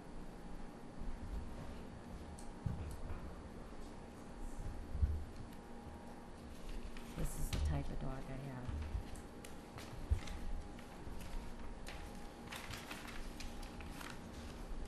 Pat, are you marking with letters or numbers? This is Okay. regarding that temperament. But these will be numbers. And how the breed, by breed they are. This is just from AKC about terriers and how they have little tolerance for other dogs. How they seem unaware of their size, challenging much larger dogs because that's what the breed does. And like other small dogs, they can be very easily injured because of their weak body structures. And just more on the personality type and part of just saying that's what they do. They guard and defend their owner otherwise. That's it.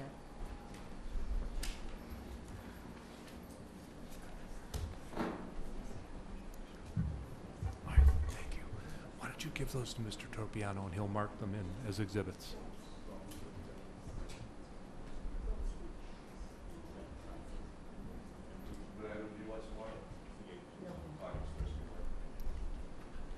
Okay. Go ahead, Ms. Biasucci. I'd just like to say that If we could have a little bit of quiet in the back of the room, it's hard to hear the truly, presentation. from the Thank bottom you. of my heart, feel terrible about any animal getting hurt. But I truly feel like from day one that I have been unfairly treated by Miss Gorvette Dill. Her tone with me was always very nasty, very negative. You know, obviously, if there's a fight between a large and a very small dog, it doesn't take, you know, a rocket scientist to figure out what the outcome is going to be. My dog was bitten. She didn't seem concerned with that at all. I tried to show her the bite. There was a puncture wound on my dog's foot, which she was treated at the vet as well. I saw that whole incident, the first incident. I didn't see the second. Not at any time was my dog near Miss Gomes, acted like she was gonna go near Miss Gomes. It was the two dogs. I watched Hazel sniff the back end of her dog. Her dog turned around and bit it. Bit Hazel. Hazel picked her up. And that was how quick it was over because my husband was right there, opened her up, and gave the dog back. I don't know how or why I was told by Miss Gorvette that she took an ambulance that day. She's now saying she was treated a couple days later. I don't know, but I feel like because my dog is big, she's automatically guilty. That it doesn't matter that the other dog was the aggressor, turned around, started barking. She said my daughter sat on the ground, but yet in her statement I'm reading to Miss that the animal control officer took, it also says that my daughter is the one who separated them. I don't know how she did that, sitting on the ground. And that the dogs were wrapped around her waist. You can't wrap them around your waist. There were two harnesses.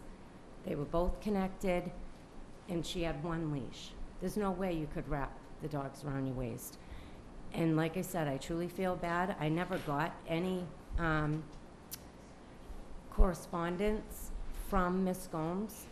I have no idea where she lives. The only thing I ever got regarding her was from Miss Gorvet Dill, who came to my house on many occasions and was quite nasty to me about it, saying that how could I not pay this woman's bills? And I was never presented with anything, nor did I ever speak to her to have that opportunity. She left, and I never saw or heard from her again. And I feel like I'm just being, targeted by her and her agenda for laws that she's been trying to pass. And I'm constantly hearing children, children, children. My dogs are terrorized by my 2-year-old grandson. They would never in a million years ever try to bite him, go near him. Like I said, there are multiple children come into my backyard looking for Hazel. Where's Hazel? We want Hazel. We love Hazel. She's never shown any aggression to any human. And if she's loose so much, I don't understand why Miss Gorvet Dill has never, ever seen her loose. It's just more of being targeted by her. And I was told by several of my neighbors that she went to their homes trying to get them to come and testify. I was told by the second victims that she wanted to get my dog, have, the husband and the wife both said that she was out to get the dog, and that's not what they wanted. And they both said that at my doorstep. And they had said that to my husband as well after it first happened. And then I'm hearing testimony that my husband's letting my dog run up and down the road. My husband hasn't lived with me for a long time. So I'm just, and like I said, for her to say, oh, there's no fencing. I have pictures of all the fence I just replaced of my neighbors that was falling into my yard.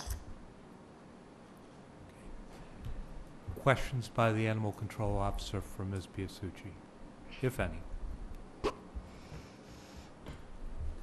What measures have you taken to prevent a future attack?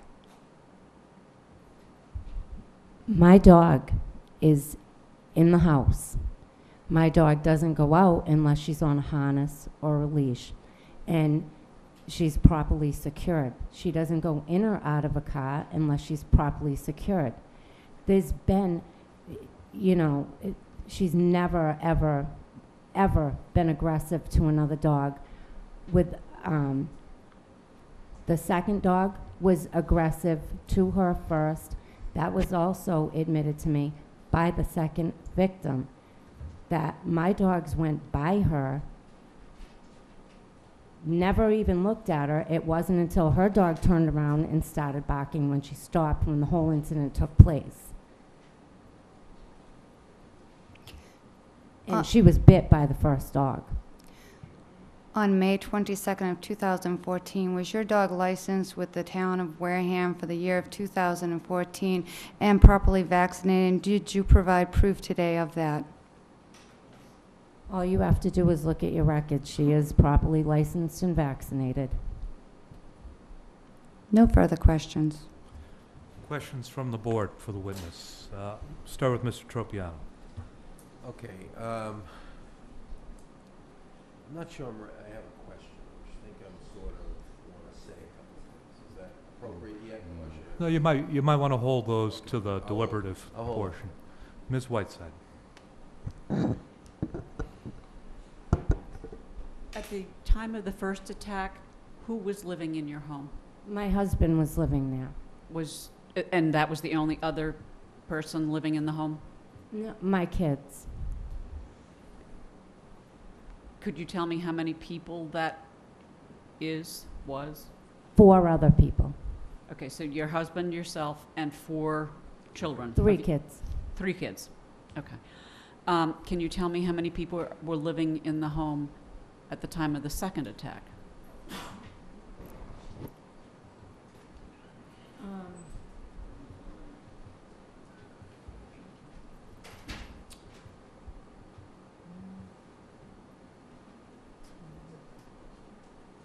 My husband was there when it happened, but that had been going back and forth with him living there.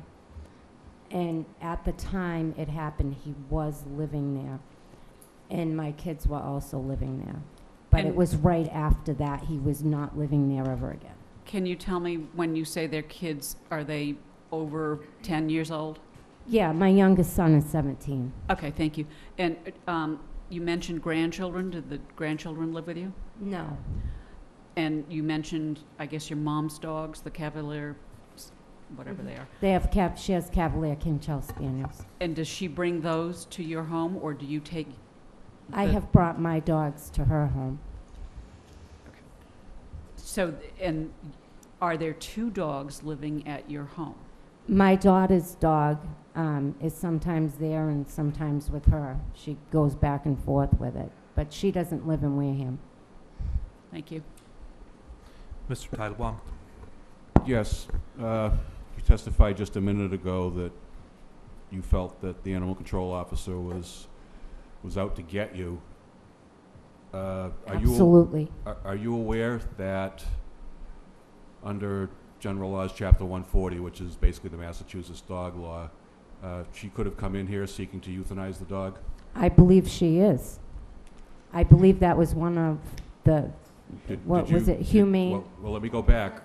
No, the humane confinement was to, and that's why I followed up on that, because I wanted people to understand what that means. A 10 by 10 chain link enclosure from which the dog cannot escape. That's the humane confinement. It wasn't the humane reason why I say euthanasia. that is because she has mentioned that to me at my home. But would you concede that she has not mentioned that to us, who are the decision makers on this matter tonight?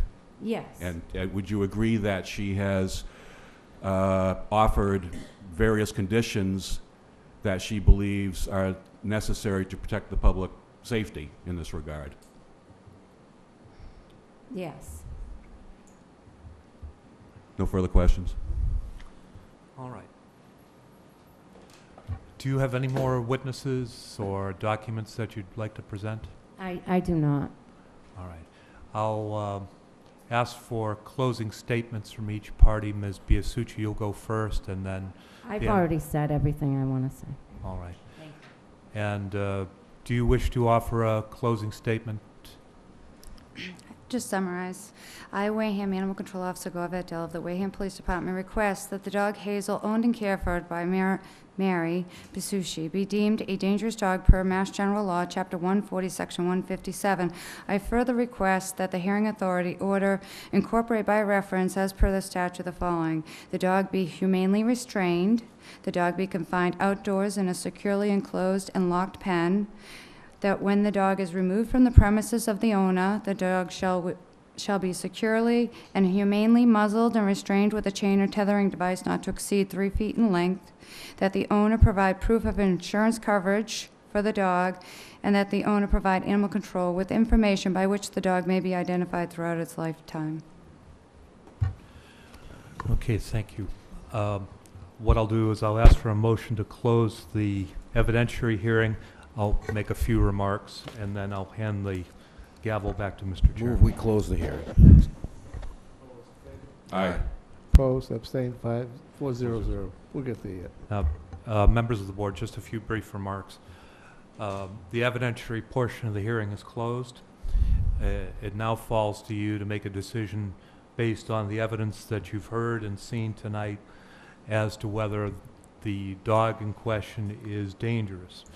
The town bylaw does provide some definition as to what constitutes a dangerous dog, and I will read the definition to you. Dangerous dog, defined as 1, any dog that has, without clear provocation, significantly bitten or attacked a human being, resulting in significant physical injury or death. 2, any dog that has, without clear provocation, inflicted severe physical injury or killed any other domestic animal. 3, any dog that behaves in a manner a reasonable person would believe poses an unjustified imminent threat of physical injury or death to a person or domestic or owned animal. 4, any dog owned, kept, or harbored currently or in the past for the purpose of dog fighting or any dog trained for fighting. 5, any dog that has been deemed vicious, has been deemed dangerous or vicious in any other jurisdiction.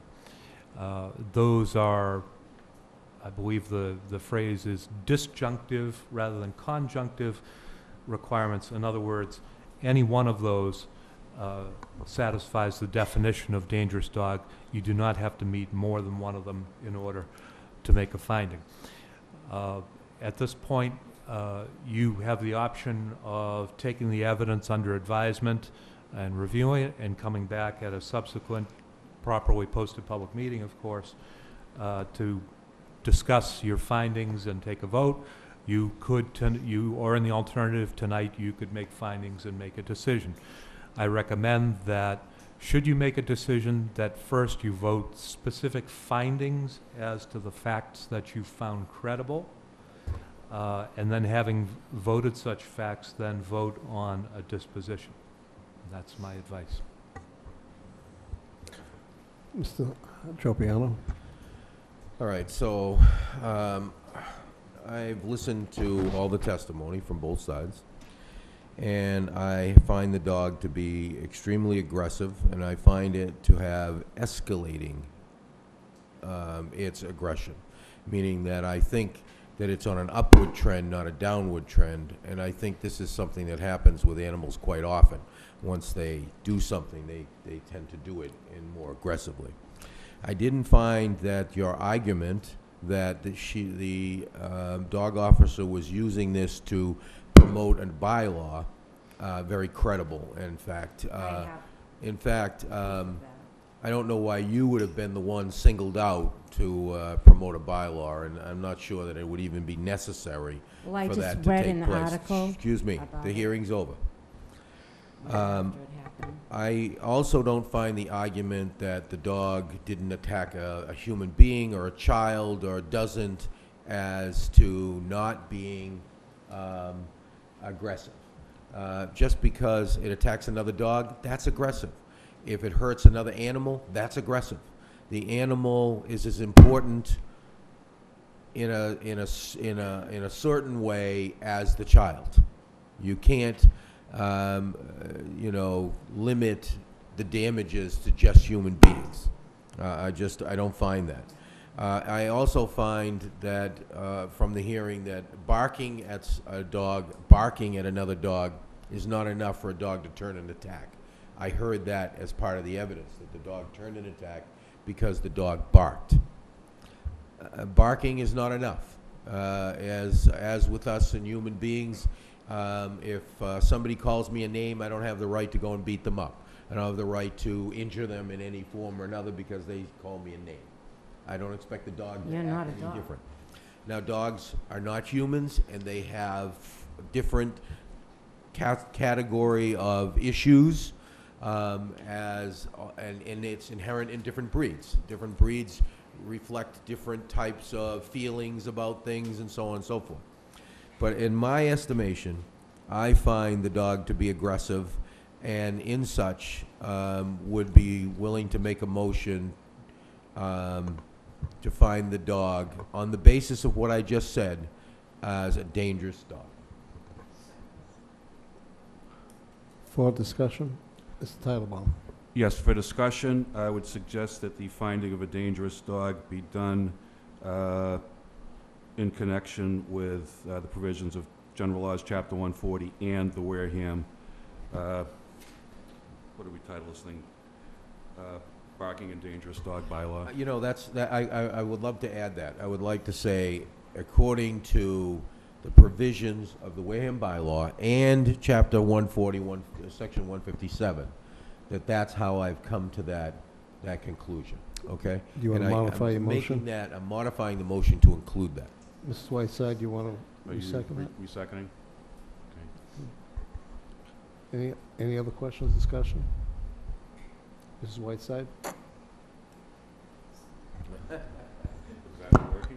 No, it's not working. Sorry. Intentionally? This is to town council. Should the motion also Okay, we're going to find a fact first, and then we're going to set the conditions, sir? Yes. Thank you. First piece first. No other questions heard? All those in favor? Aye. Opposed? Abstained? 400.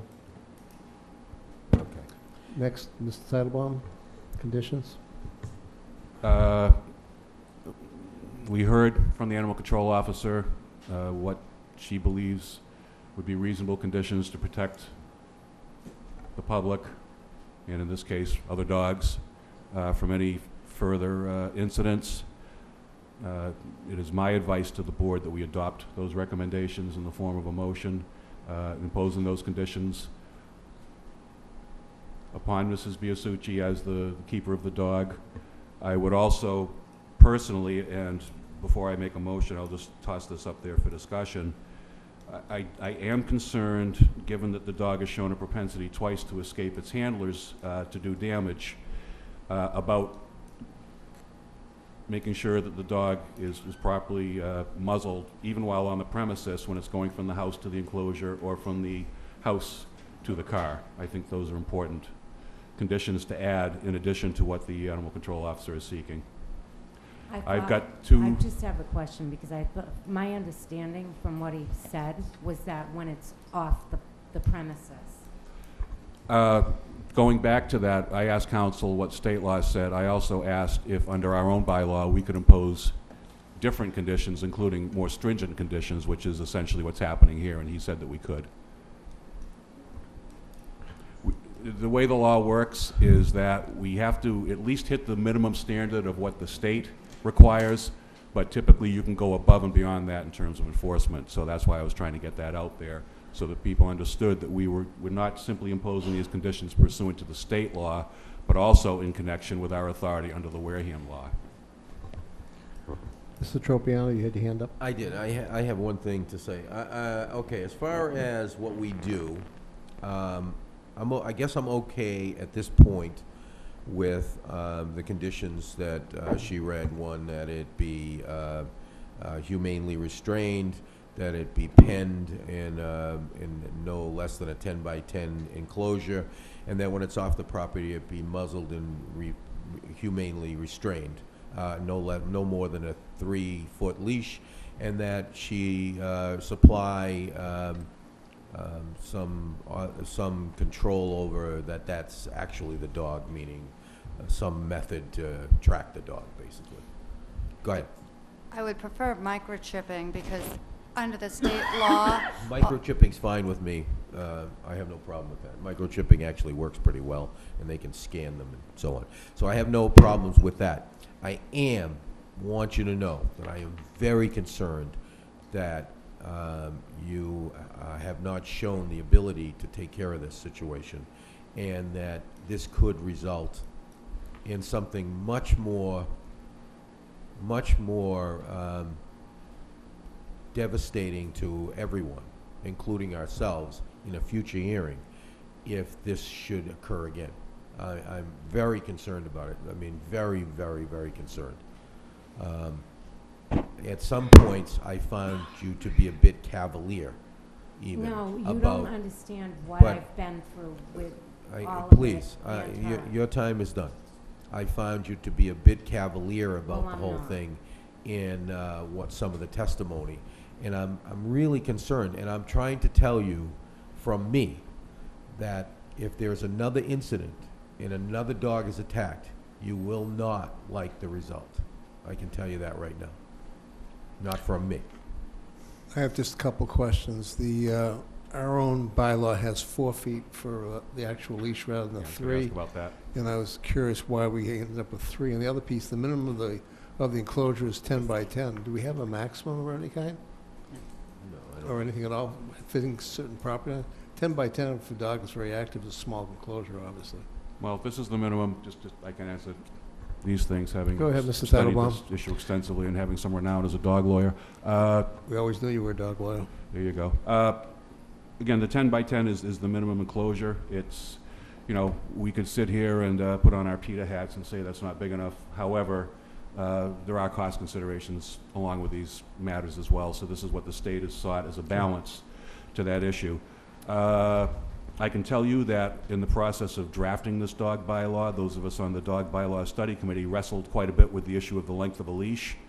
What I use for my dogs, which are German Shepherds, my male is 88 pounds, and he's a big, burly, strong dog. I use a 5-foot leather leash. I'm capable of helicoptering him with it if needs be. I don't have to do that with him because he's an obedient dog. I'm not of the opinion that the length of the leash matters all that much as compared to the strength of the leash. So I'm probably the wrong person to get an opinion on that. But if our bylaw says 4, then I suggest we go with that rather than the 3. I just think 3 makes it very difficult. The dog's halfway in the air sometimes. Well, one of the, depending on when you're training dogs, one of the things people do is they Shorten the leash. they correct the dog by simulating what the mother does to a puppy, of shaking the puppy, by giving it a little pop, a little correction. And if your leash is too short, you have a hard time getting the leverage to give the dog a little pop and snap his head and to get his attention. So that's one of the reasons why the standard training leash for a police dog, for example, is a 5-foot leather leash. I'll take a motion for the conditions now. She wanted to say one more thing. I'm sorry, I didn't see that. Go I, ahead. I would just say that the reason I had mentioned the 3-foot was because the second incident, the dog was being watched on a leash and they lost control. So I was trying to yield more control over the dog, but I would be fine with the 4-foot. Thank you. I'll repeat back. I'll take a motion for the conditions now. Can I just say something? Go ahead, Mrs. Whiteside. Is this working now? Yeah. Yeah, okay. No, yours isn't. His is. Sorry. I would prefer that the dog be muzzled every time it leaves the house. Then you're just never going to have an opportunity to ever see it. So what you think my dog should be muzzled in a fenced enclosure? No. If it's in the fenced enclosure, but until No. it is in there, it needs to be muzzled. When it is secured on your property, either in the home or in the enclosure, it cannot, that would be my preference. Anything else from the board? Again, I'll take a motion for the conditions, please. You want me to make the motion, Patrick? You want to make it? Go ahead, Peter. Yeah. Sure, go right ahead.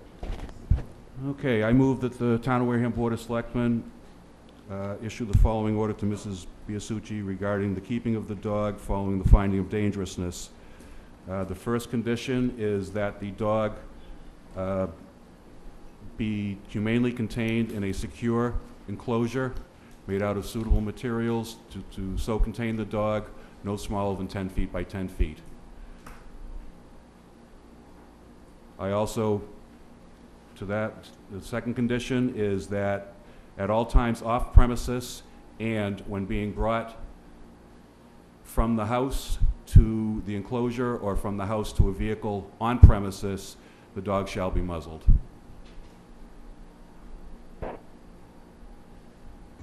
The third condition is that Mrs. Biasucci be required to maintain liability insurance on the dog, and again, this comes with your homeowner's insurance anyway. So it's not you don't have to do anything special to get this. In an amount no less than $100,000.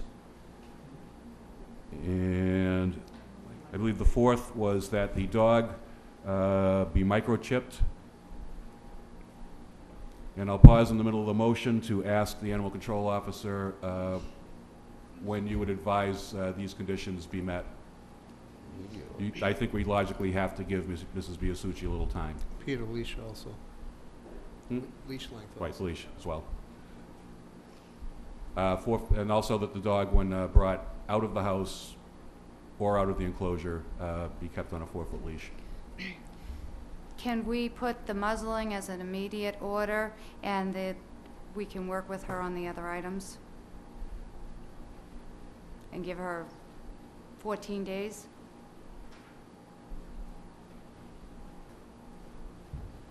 I'm trying to think of the practicality of getting somebody out there to build a fence. If the dog's to be kept outside, there's nothing requiring you to keep the dog outside. No, but they do need to go to that. If- Right, but then that's what the leash and the muzzle are for, so. If she goes to the Tractor Supply store, they sell the 10-by-10 pen as a kit, and I'm so- not putting my dog in a pen. Like I said, I already spent a lot of money fixing my neighbor's fence.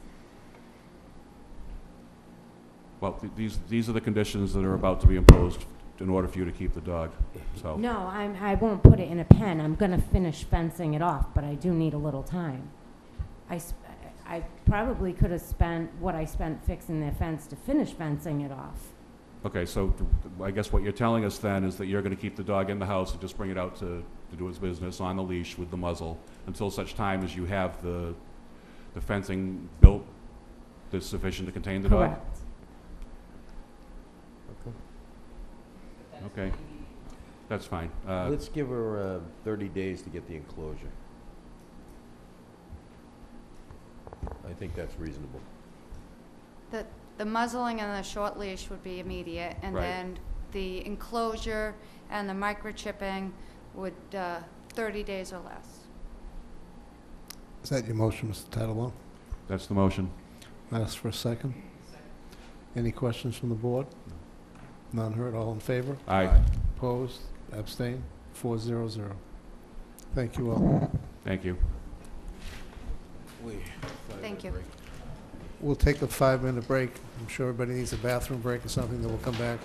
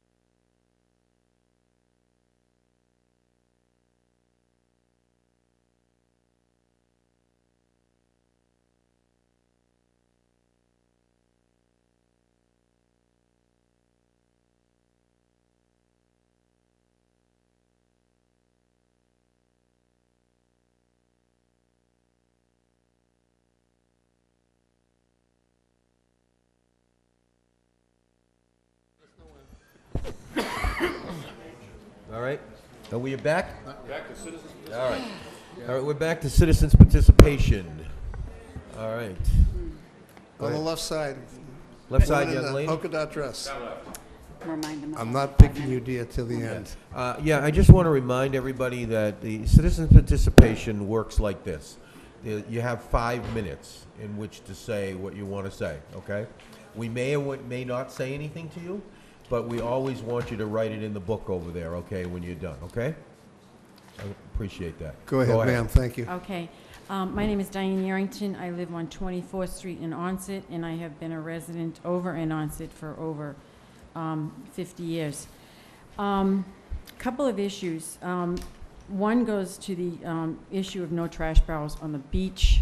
I think it's something that has to be addressed. I've noticed this past week since activities picked up, the people are leaving their trash on the beach, or they're leaving it at the top of the staircases at the beach. So maintenance is picking it up one way or another.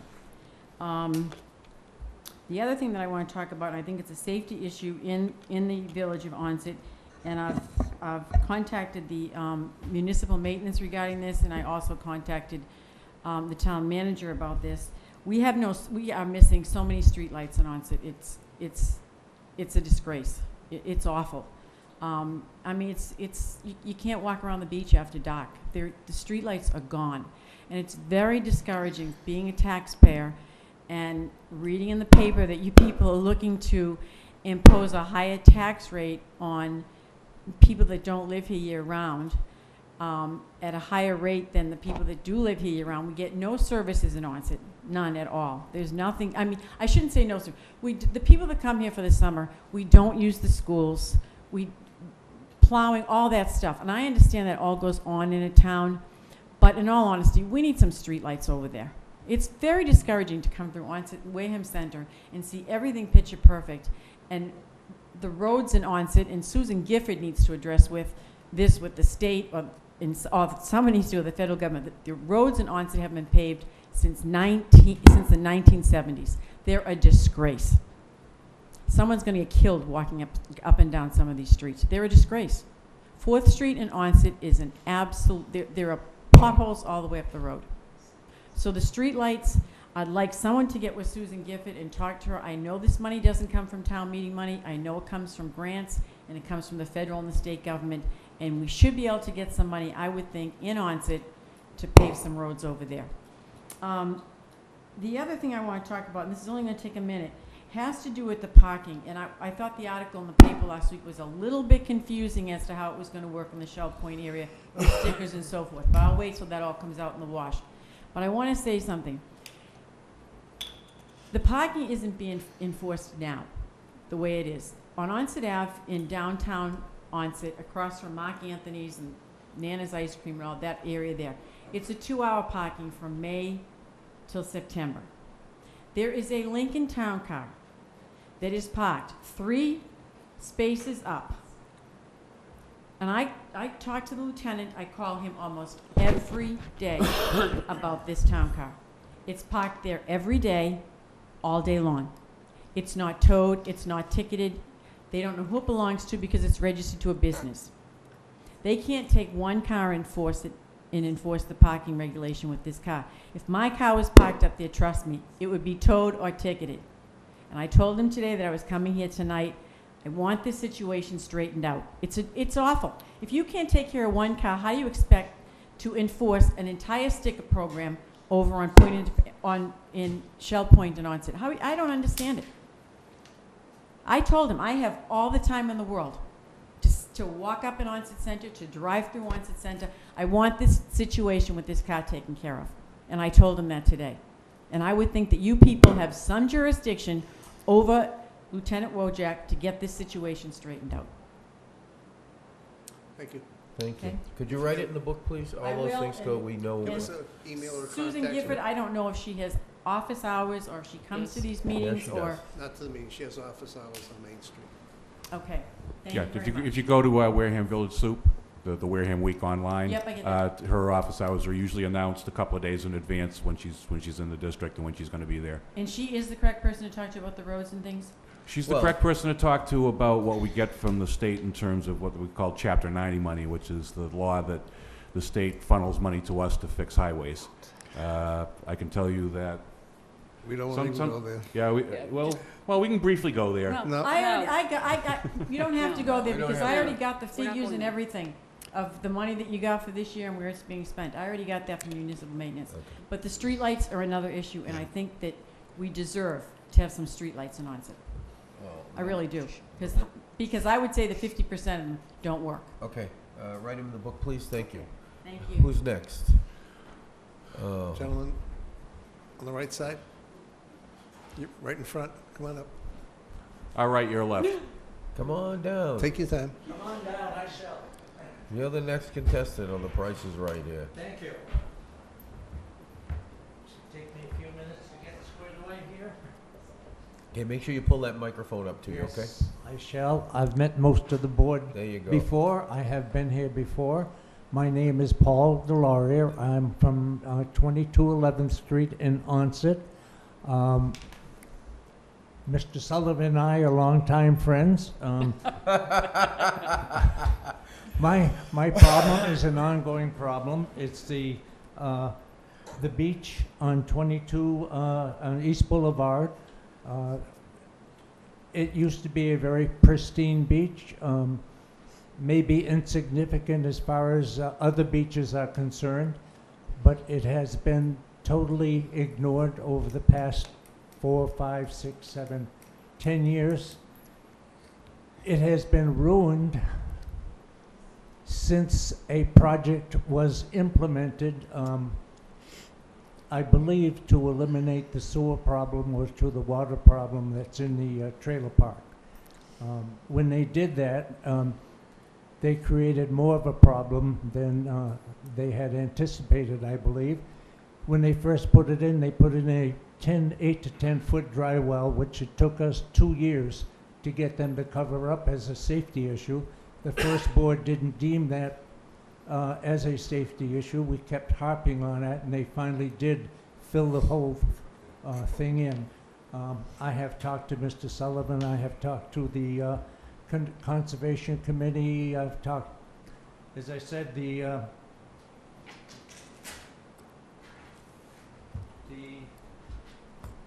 I will try to eliminate, I've tried to be as succinct as possible. This has been covered in the Wareham Weekly as far back as 2011 rather. And we were promised sand when they did some dredging of the back bay. The sand was never deposited on our beach. It was put on every other beach in the town of Onset, but not on ours. The overrun has taken some of the sand off. There are rocks on the beach. It was a very pleasant thing. I did talk to the DPW gentleman, and he was going to correct some of the problems there. Unfortunately, last year he brought the wrong machine to do the job, and he was there at the wrong time. We would just like to have our beach given some kind of consideration, the rocks cleaned up, the beach taken care of, and of course that sewer pipe eliminated. I don't believe, every time I've talked to the conservation gentleman, he says there's an environmental issue. I think there was an environmental issue when it was first put in. No one, not one of the abutters in that area was notified that that project was going to go in. That's my concern. Those are my things. I think I've used my 5 minutes. If I've gone over, I apologize. Thank you. I've been in Onset for 70 years. My 70, grandfather owned the Bayview Inn on Main Street. It was run by my mother and father. We have been in Onset forever. I would like one more thing. What differentiates a permanent resident from a summer resident in terms of raising taxes? I have read this I'm not sure what the difference is. I'm here in good times from April till October, probably 6 to 7 months. Am I a summer resident or what am I? I should have come back a couple minutes later than I did. Oh, I'm sorry. No, that's okay. I know the answer. It comes down to a question of what your principal domicile is for income taxes. So if you are a resident of Wareham for 6 months or more, if you file your income taxes here in Massachusetts from your Wareham address, if you are the beneficiary of a trust, and the trust is based in Massachusetts and your ties to the community are strong enough as the beneficiary of the trust, then you are a permanent resident. Even though I pay taxes and water, sewer, and all of the rest of the things. Everybody who owns real estate and is connected to water or sewer pays those taxes regardless of whether this is their permanent residence or not. It's really a question of what your domicile is for purposes of the law, and the question of domicile is usually judged on a number of factors. You know, like I said, for example, where do you file your income tax? Okay, thank you very much. Mr. Sullivan, one more question. I asked you to show the pictures of the back beach to the Board of Selectmen, the pictures that I sent to you. Did you ever show them? He did one better. He dragged me down there, and I've got a picture of him standing in front of the wall on your beach, right on my phone here that I took. So he's, you know, we're aware of the issue. Once again, as everything else that we hear about when people come before us, it's a question of funding. It's a question of money. I understand. He dragged me too. Really? Yeah. Derek, if you want me to take you to a Patriots game, you better have something to do with it. Thank you for your time. I appreciate your time. Thanks for coming in. All right, next. You want to raise your hands back there? Winner? You don't have a chance. You're going to be last, and you know it.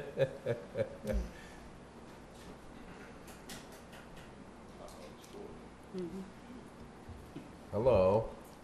Good evening. Good evening, all.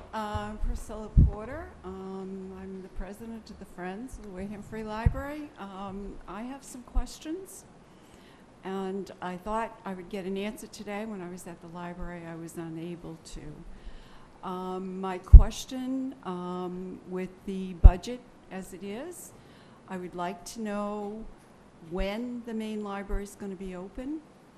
While I was there today, I can't tell you how many people have asked the staff that question, and unfortunately, they did not have an answer, and I really feel that they should be able to answer that question. Also, as part of the Friends, we do fundraisers. One of our where we get the most income for our fundraisers are our book sales. We do them usually, well, we do probably like 9 of them a year. Traditionally in July, we do a 3-day book sale, which is a Thursday, Friday, and Saturday, which we had tentatively scheduled for, I believe the dates are the 17th, 18th, and 19th of July. I would like to know if we would be able to do that. The money we raise has helped the library. We usually wind up helping to fund the book budget. We do pay for some of the programming. We would like to be able to continue this fundraising. I was told that Spinney would be closed and only library functions out of the main library. My question is, right now, sitting in the gift account for the library is $16,000 from the Friends, left over from the operations, which can only be used at Spinney. And I will tell you, we also have approximately $15,000 in our checking account that can only be used for Spinney operations. So I guess technically, right now, we could fund Spinney with a part-time person for a year.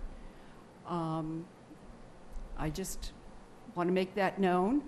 But basically, I guess we just want to know when we can go to the library. And Good question. I would like an answer. I don't expect it this evening, but I believe it's something a lot of people are asking. Winner? All right, thank you. You know I'm an onset lover. I worked for Spinney for I don't know how many years before it became Spinney. And even 2 years volunteering, we kept that open with volunteers and donated books that we fill that place up with. Please, please, even if you give us just 2 days. Onset's in, everything happens in Onset. We have kiosks, we have, I won't even go there. I won't go there. And we have all these things. Why Onset? Please don't close Spinney. I'll sit in the middle of the street and I'll cry. You don't want to see that. I'll be sitting there with you. And she will, too. I will too. Thank you. Thank you both. Leave the notes there and we'll get back to you. There'll also be some discussion tonight as well, Thank you. later on. Anybody else? Joanna?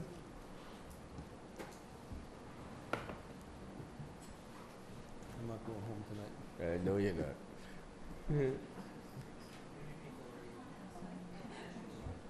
He said an hour.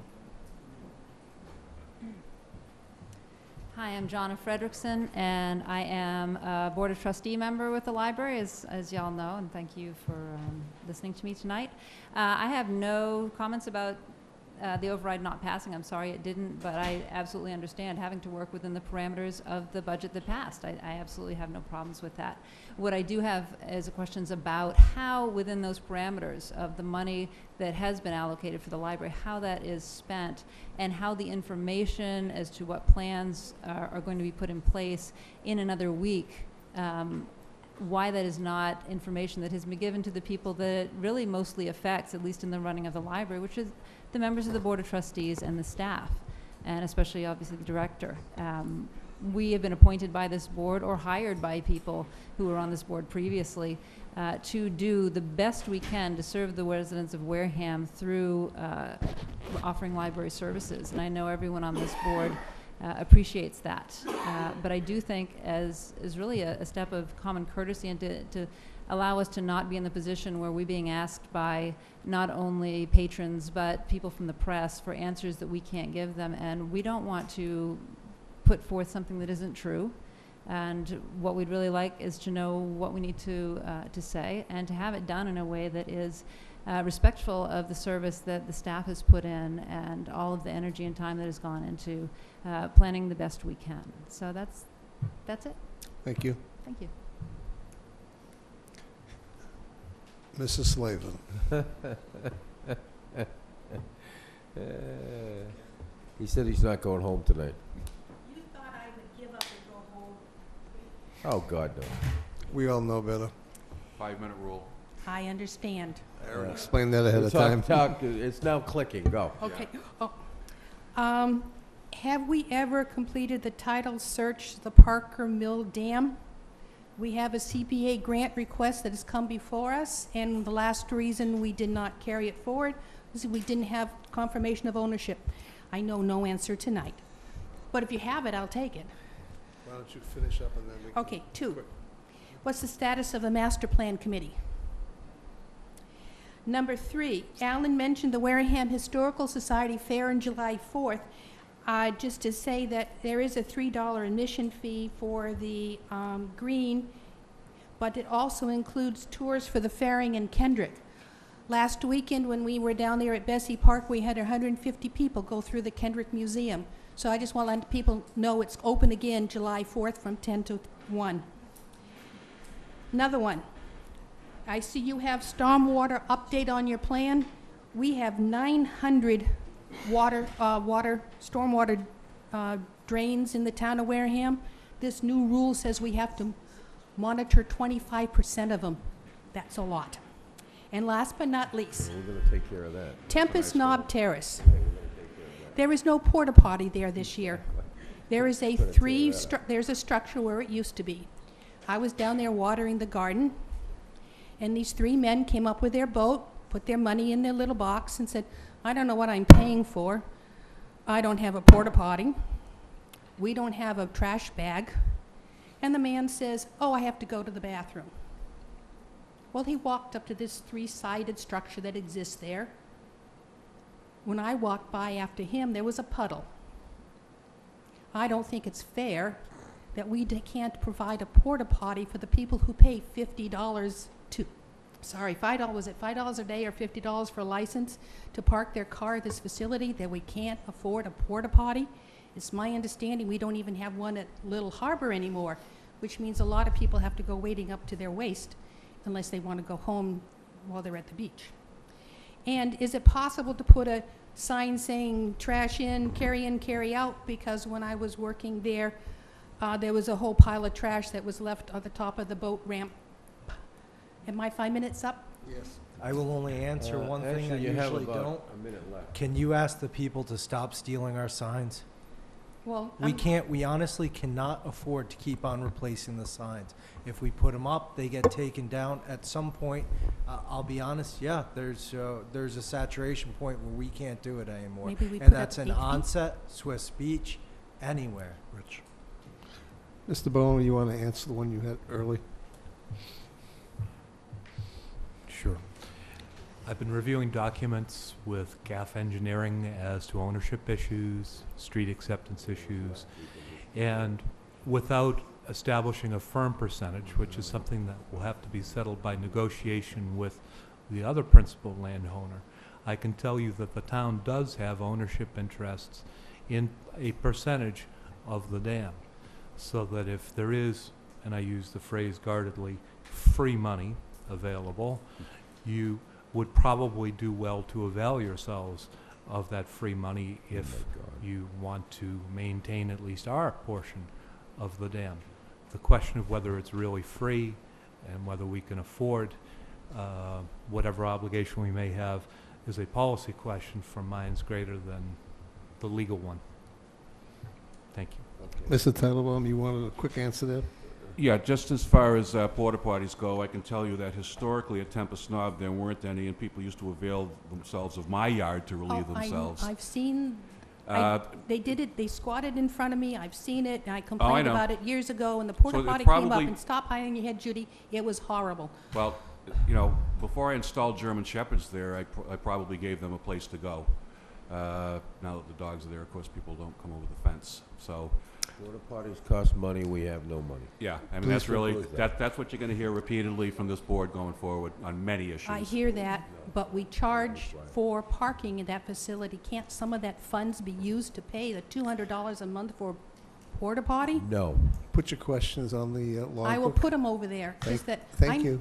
We can't answer you right It's now. embarrassing, I understand. and it's going to get stinky. Okay. I'll be home late tonight. Next, any more citizens' participation? No. Okay. Licenses and permits, we have one. Farmer Winery License Application, Westport Rivers, Inc. This is for a one-day license for, if I'm not mistaken, they're going to, it's like a farmer's market, and they're going to be selling some of their homemade wine, apparently. Yep. And it's Saturday, June 28, 2014, from 10 a.m. to 5 p.m. All paperwork is in place. Everything's The here. license, also the certificate of insurance update for the town of Wareham is also there. That came in today. All right, so, anybody, any questions from the board? I just have one question. We did set a policy or certainly a procedure that these requests would come in a certain number of days before the event. I'm sorry? I'm sorry, just mumbling to myself. And I would point out that this does not meet that requirement. That's all. We are going to have to start to enforce the policy that we have. We've been way too lax with it. It's not a good answer, but that's what's happened. I would suggest that we're And we gonna have haven't to, made if it we known do to the that, public well enough either. to be fair to the applicants who would not know this, because why would they read our voluminous policies and figure this out for themselves? We're gonna, if we're gonna hold them to this deadline, which I think is, I don't know why we're doing it, we're gonna have to go back through a couple of years' worth of applications to get the word out by email or something. Well, excuse me, but this has nothing to do with you. Where you are performing this, however, is at Tyhonet Village, which is a Makepeace property, and certainly they are aware of it in terms of other licenses that they've been asked for. But my recommendation to this board would be to, I don't know, put it on our website and... The easiest place is to put it on the website with a link. Right, but we made this rule, and we got to stop making rules that we pay no attention to. We all agree. Or tear them up, yeah. The application has a 6/20 date on I it. don't see what the Yeah. big deal is, why Really somebody tight. can't come in a week ahead of time and get this It's not a week information. ahead, it's Hanging around for a 15 while. days. No, but I don't understand why Few we days. made that rule. I will take a motion for this particular article, please. I move we approve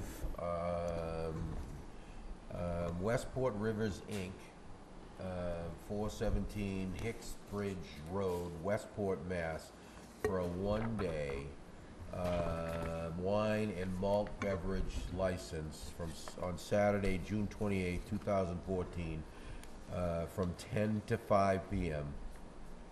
Second. Any questions? None heard, all in favor? Aye. Opposed? Abstained, 400.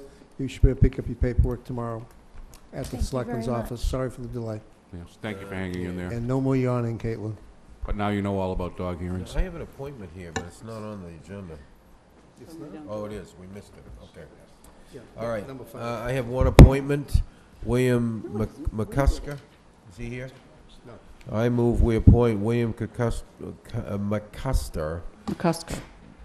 to a position of constable for the town of Wareham, to term to expire no later than June 30th, 2015. Second.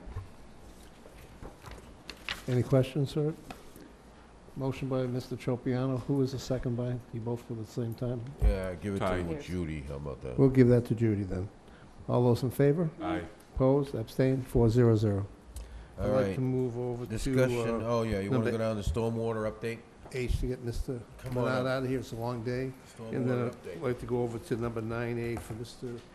Campina after that. Actually, Mr. Campina can probably come up with the stormwater because the issues overlap a little bit.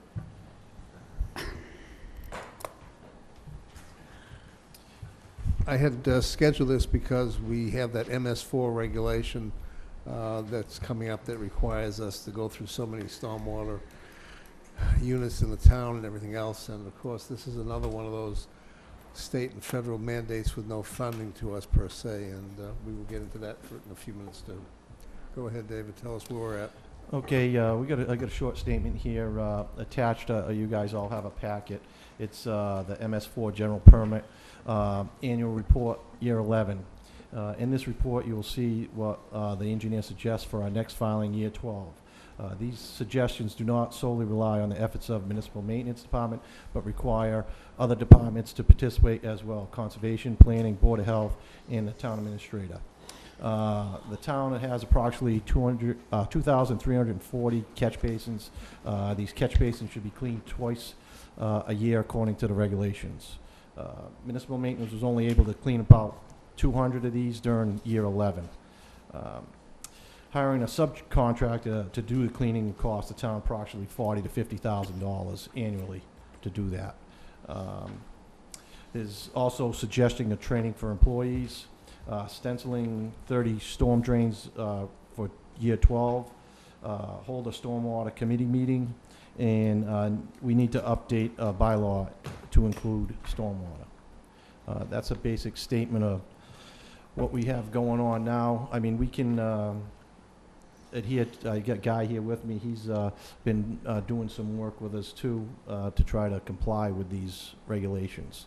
He can fill you in on a little bit of it with the GIS system and whatnot. I'll go on this one. You gonna go? Oh, yeah. Okay. Mr. Campina? What we're doing is, as you're probably well aware, that on the Bessie Park, we did the sampling for the fecal. And so we're able to take all the outfalls, do the sampling for the fecal, do the sampling for the ammonia, and to establish some type of baseline for when we have to do the actual treating of the stormwater.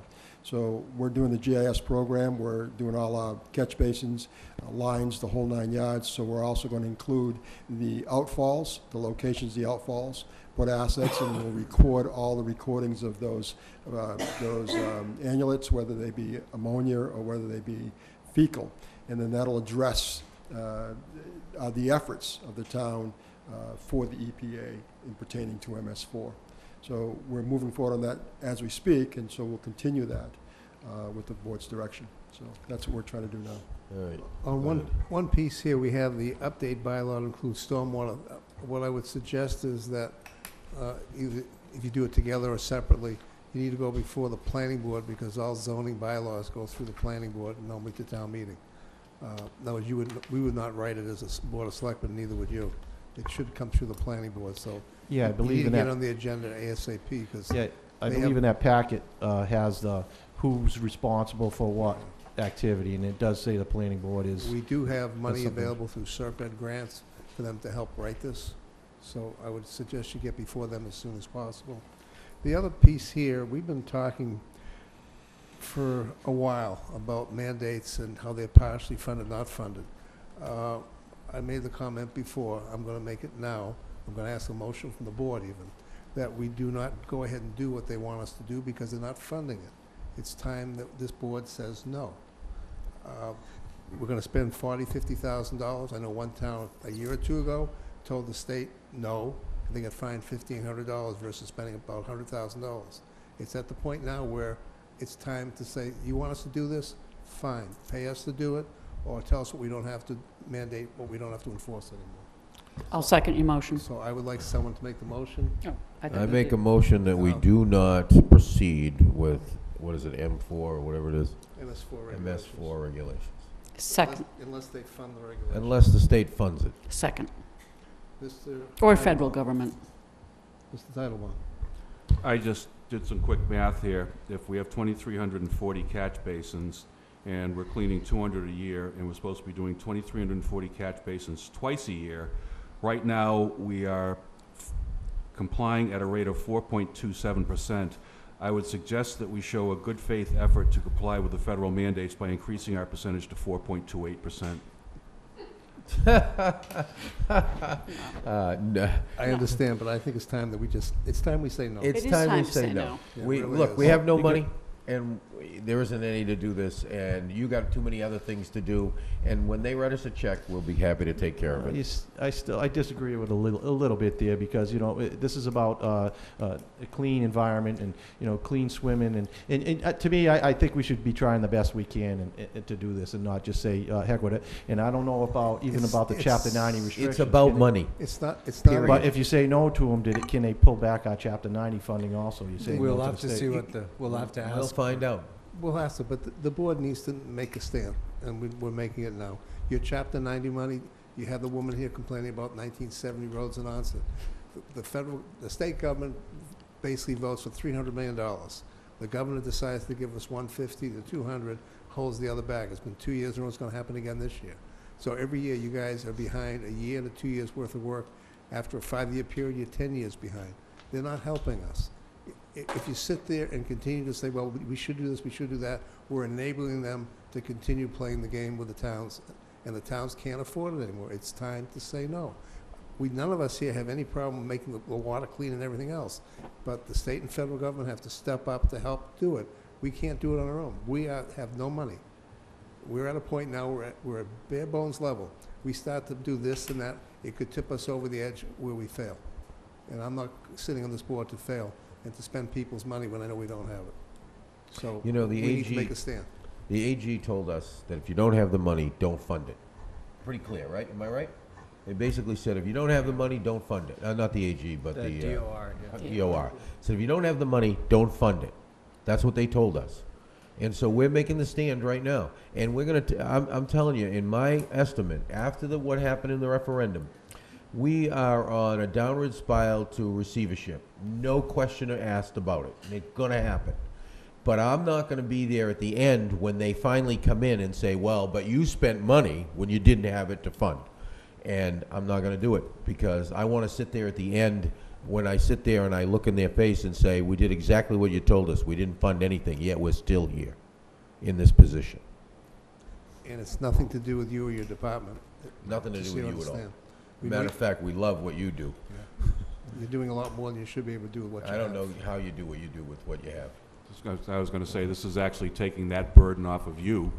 If we make the call and say, nope, we can't do it, can't afford it, that takes it off of you. It puts the politicians in trouble, if there is any trouble to be had, which is exactly who should be in trouble, not you. Yeah, because there is going to be troubles if you don't clean the basins and stuff like that. You know, people's property floods, and you know, it becomes Well, you know, people. I have to deal with them firsthand on a day-to-day basis. So No, you can actually send them to us. I got to look them in the face We and get say, them every day now. you know, we I can't don't do think this. Mr. Bernard, I don't think the Board of Selectmen are saying to stop the catch basins. However, what they're saying is cleaning the catch basins twice a year, and probably the $450,000 is almost a low estimate when it would come to it. I think they're saying continue what you're trying to do. Don't hire out. However, us funding 450, maybe it ends up costing us 700,000. And if we get 700,000 Chapter 90 monies, well, where was the win in that? Yeah. Yeah, then I think what they're trying to let the state know is it's time to really, that they need to stand behind what they're implementing and mandating us to do. And that isn't writing policy, it is actually sending the funds for us to do the jobs that they want us to, actually demand us to, so. And you know, just so everybody, I want to make this clear to everybody again. When Proposition 2.5 was passed, it had two components to it. One was the 2.5% real estate, and the other was if the state mandated a program, they were required to pay for it. They have violated that every single time on all of their mandates. And how many did we figure? 160 or something? 140, whatever it was. There's a lot of mandates. We have currently about 28 mandates that are not funded right now. Mr. Chairman, is this MS4, is it a state or federal program? It's both. Okay. Yeah, it's a mixed program. But we just happened to pick this one. There's more coming, and we're going to hopefully take the same stand as they come through. Well, the federal government has not helped us either. Look what they've done to our real estate property with this new FEMA map. I mean, this is the most absurd thing. We got houses that are down there that are never going to sell because they're in a flood zone. We got houses that they spent tons of money to put them up on a, up above the 15 foot, and now they're back in the flood zone because the flood zone's 17.2. 18 feet. Okay, ridiculous. I mean, they're not helping any of us. No how, no way. The other part of this is the Inspectional Service Department, your department, every week you're getting some kind of regulation or some kind of rule change. Nobody's paying to train our people to do this. There's no funding for any of it. We have to change systems, and it's a constant drain.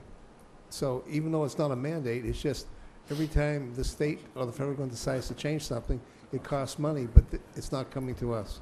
Yeah. And if we're on a subsistence level living right now, which is where we're at, the answer is no. We'll do what we can within our budget, and over that we can. 4.28 is looking good, Dave. Yep. It's embarrassing, but it's what it is. And again, if someone yells and screams at you, send them to us. So I'll move Derek's. This is what we got elected for, was to make a stand sooner or later. Mr. Chairman, are we recommending that we send and petition the Division of Local Mandates on this matter? I think we really should step up and do it, and we can also go out to some of the surrounding communities that have expressed the same problem. I think that's a really good And when we idea. do that, physically send copies to the the chairman of the board of selectmen of at least the 7 or 8 communities around us, and ask if they would support and follow through with the same. I would send it to the MMA too. So. Yes, I would, because I've talked to them before about this, and they support it, but they're kind of reluctant to actually push the button. I would also suggest I that, guess we're going to be the guinea pig. I would suggest that any correspondence in this regard be sent to our legislative representatives as well. They both know it very well. I've been on their radar. I would still. Pretty heavy. Yeah, I know, but I would still copy them on Okay. Not a problem. I'll be glad to sign particular my name position to we've it. adopted. Call for the vote. Oh, yeah. Any other questions? All those in favor? Aye. Aye. Opposed? Abstained? 400. Okay. Matt, I request that we hear from the town administrator hear from the because town I have no intention of staying past 10 o'clock. None. Can we skip to the town administrator's report, because we want to actually hear what you have to say? Well, this is a first. Just two quick things before this. Tonight we were approached by a onset resident named Miss Yarrington. I have provided her information over several emails that the board were privy to. But one of the things is, I believe over the past year, we spent $92,000 on the period lights in onset, replacing 54 of them, as well as fixing the heads. Over in 2012, we try to pull the information up real quick. We spent $310,000 paving in onset from Hannah's Lane to 10th Street. In 2013, $265,000. Now, this is actually a question that it's almost rhetorical to the board, but this is the response we received when we gave the numbers from the resident. The money that was used to reface Main Street in Wareham should have gone to a more worthy cause, i.e. the streets of Onset. And I don't know how to work with something like that. Can't. Yeah, I mean, look, you know, it's hard to work with that. Everybody's going to think differently. You know, if you have 10 people are going to say that your money should have been used here. And there's just no way to, deal with that. I mean, you're right, Derek. I mean, it is what it is. That was just some background information. I'll respond to that again. The emails that I've already sent, I think, should have been sufficient to explain some of the information. I know CETA's more than willing to look at some of the things that could be updated in Onset Center, including the Z-bricks and such that maybe have hit their time. But I believe that what happened in Main Street was almost a decade in the making. So, we were approached by different representatives of the library interest, the Friends, and the trustees. One of the things that's caused me issues is in looking at the budget, I was approached by union representation. Made it known that they would not see kindly to have volunteers working in the library, taking jobs that were union that would be lost. Also that cuts and such would be fought. I also discovered that the FY13 grants from the state aid and the FY14 grants had not been expended, that these funds were available. That's close to $38,000. Now, what is upsetting about that is, I believe, was it the Friends this year that provided $70,000? The Library Foundation. The Library Foundation.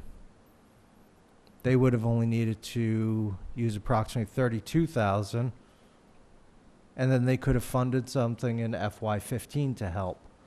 So in looking through the numbers for the library, I am greatly frustrated by how it has worked out. However, it is my intention to use those funds, because I think they should have been used already, for next fiscal year. This will allow 3 days open of the main branch of the library. Spinney has been paying certain things, certain costs. However, people forget that the cost of an employee is not just the salary or the hours. Fringe benefits. You know, we could probably represent close to $20,000 to $30,000 of benefits that have not been paid to the town to cover the cost of those working within the Spinney Library. I have nothing against the Spinney, but in going through the documentation, at one point in 2007, they extended the time frame to 20 years they wanted before they would turn it over to the town, up to 20 years because of the fiscal conditions. However, Spinney was brought over to make sure the library, they could use that at cheaper cost to keep the library hours up for certification. Clearly, that's not an issue into FY15. We will not be able to be certified. So my thought is the Spinney branch, yes, we can be closed. Or if volunteers want to run that in a private manner, that's fine. If we would like to lease that out on a short-term lease, I have no problem with that. But given what I've heard from the union and what we have for the funding, spinning library is not an option for the town. So we've looked at the numbers, and it will be reducing one full-time employee, still cutting them, reducing 3 more to 20 hours, which is representative of 2 full-time employees, and reducing 1 more to under 20 hours. So that is still the total of the cuts that we've represented. This will allow for 3 days a week. The dates that I'm aiming for are Tuesday, Thursday, and Saturday. The public hours, 10:30 to 4:30 on each of those days. Although the staff would be working from 10 till 5. They may need additional time to work as they're short-staffed, which would mean reduction in the open hours of the library itself. So when people say they don't understand why a plan can change or take more time, I would ask that they ask the staff of the library, and they would think for a moment how many moving parts are involved. Thank you. I just want to make a quick comment that we had a Plan A and a Plan B. I want everybody to understand, Plan A was the budget that was passed at town meeting. Plan B was the override. We've always been basically working with Plan A, and we've been looking at ways to cut, reorganize, et cetera. So this has always been Mr. up Chairman. front, because we never could depend on something that we had no idea whether it would pass or not. So at the end of the day, I just want everybody to understand that we have plans. The plans may move around a little bit depending on what we can kind of reorganize, but this is where we're at. Mr. Chairman, we're past the hour of 10. We need to take a Motion to vote. go I need a past motion 10. to go past 10 a little bit, thank you. So moved. We were going to discuss, we may not do it today, is the COA in the Hammond School. We had a... Didn't act on the motion, Mr. Chairman. Take a vote, yes. Oh, sorry, go ahead. All in favor? Aye. Opposed? 4-0. No. No, You seconded No. it. You're not going to vote with them? No. no. Nope. It's 2-2, so therefore the vote is no. We... So are we done for the night? Yes, we are. Motion to adjourn. So made. So moved. Sorry, Wareham, have to wait till... We will be not meeting on the 1st of July because of the holiday. We will be meeting back on July 8th. Thank you all, bye. Happy 4th of July, everybody.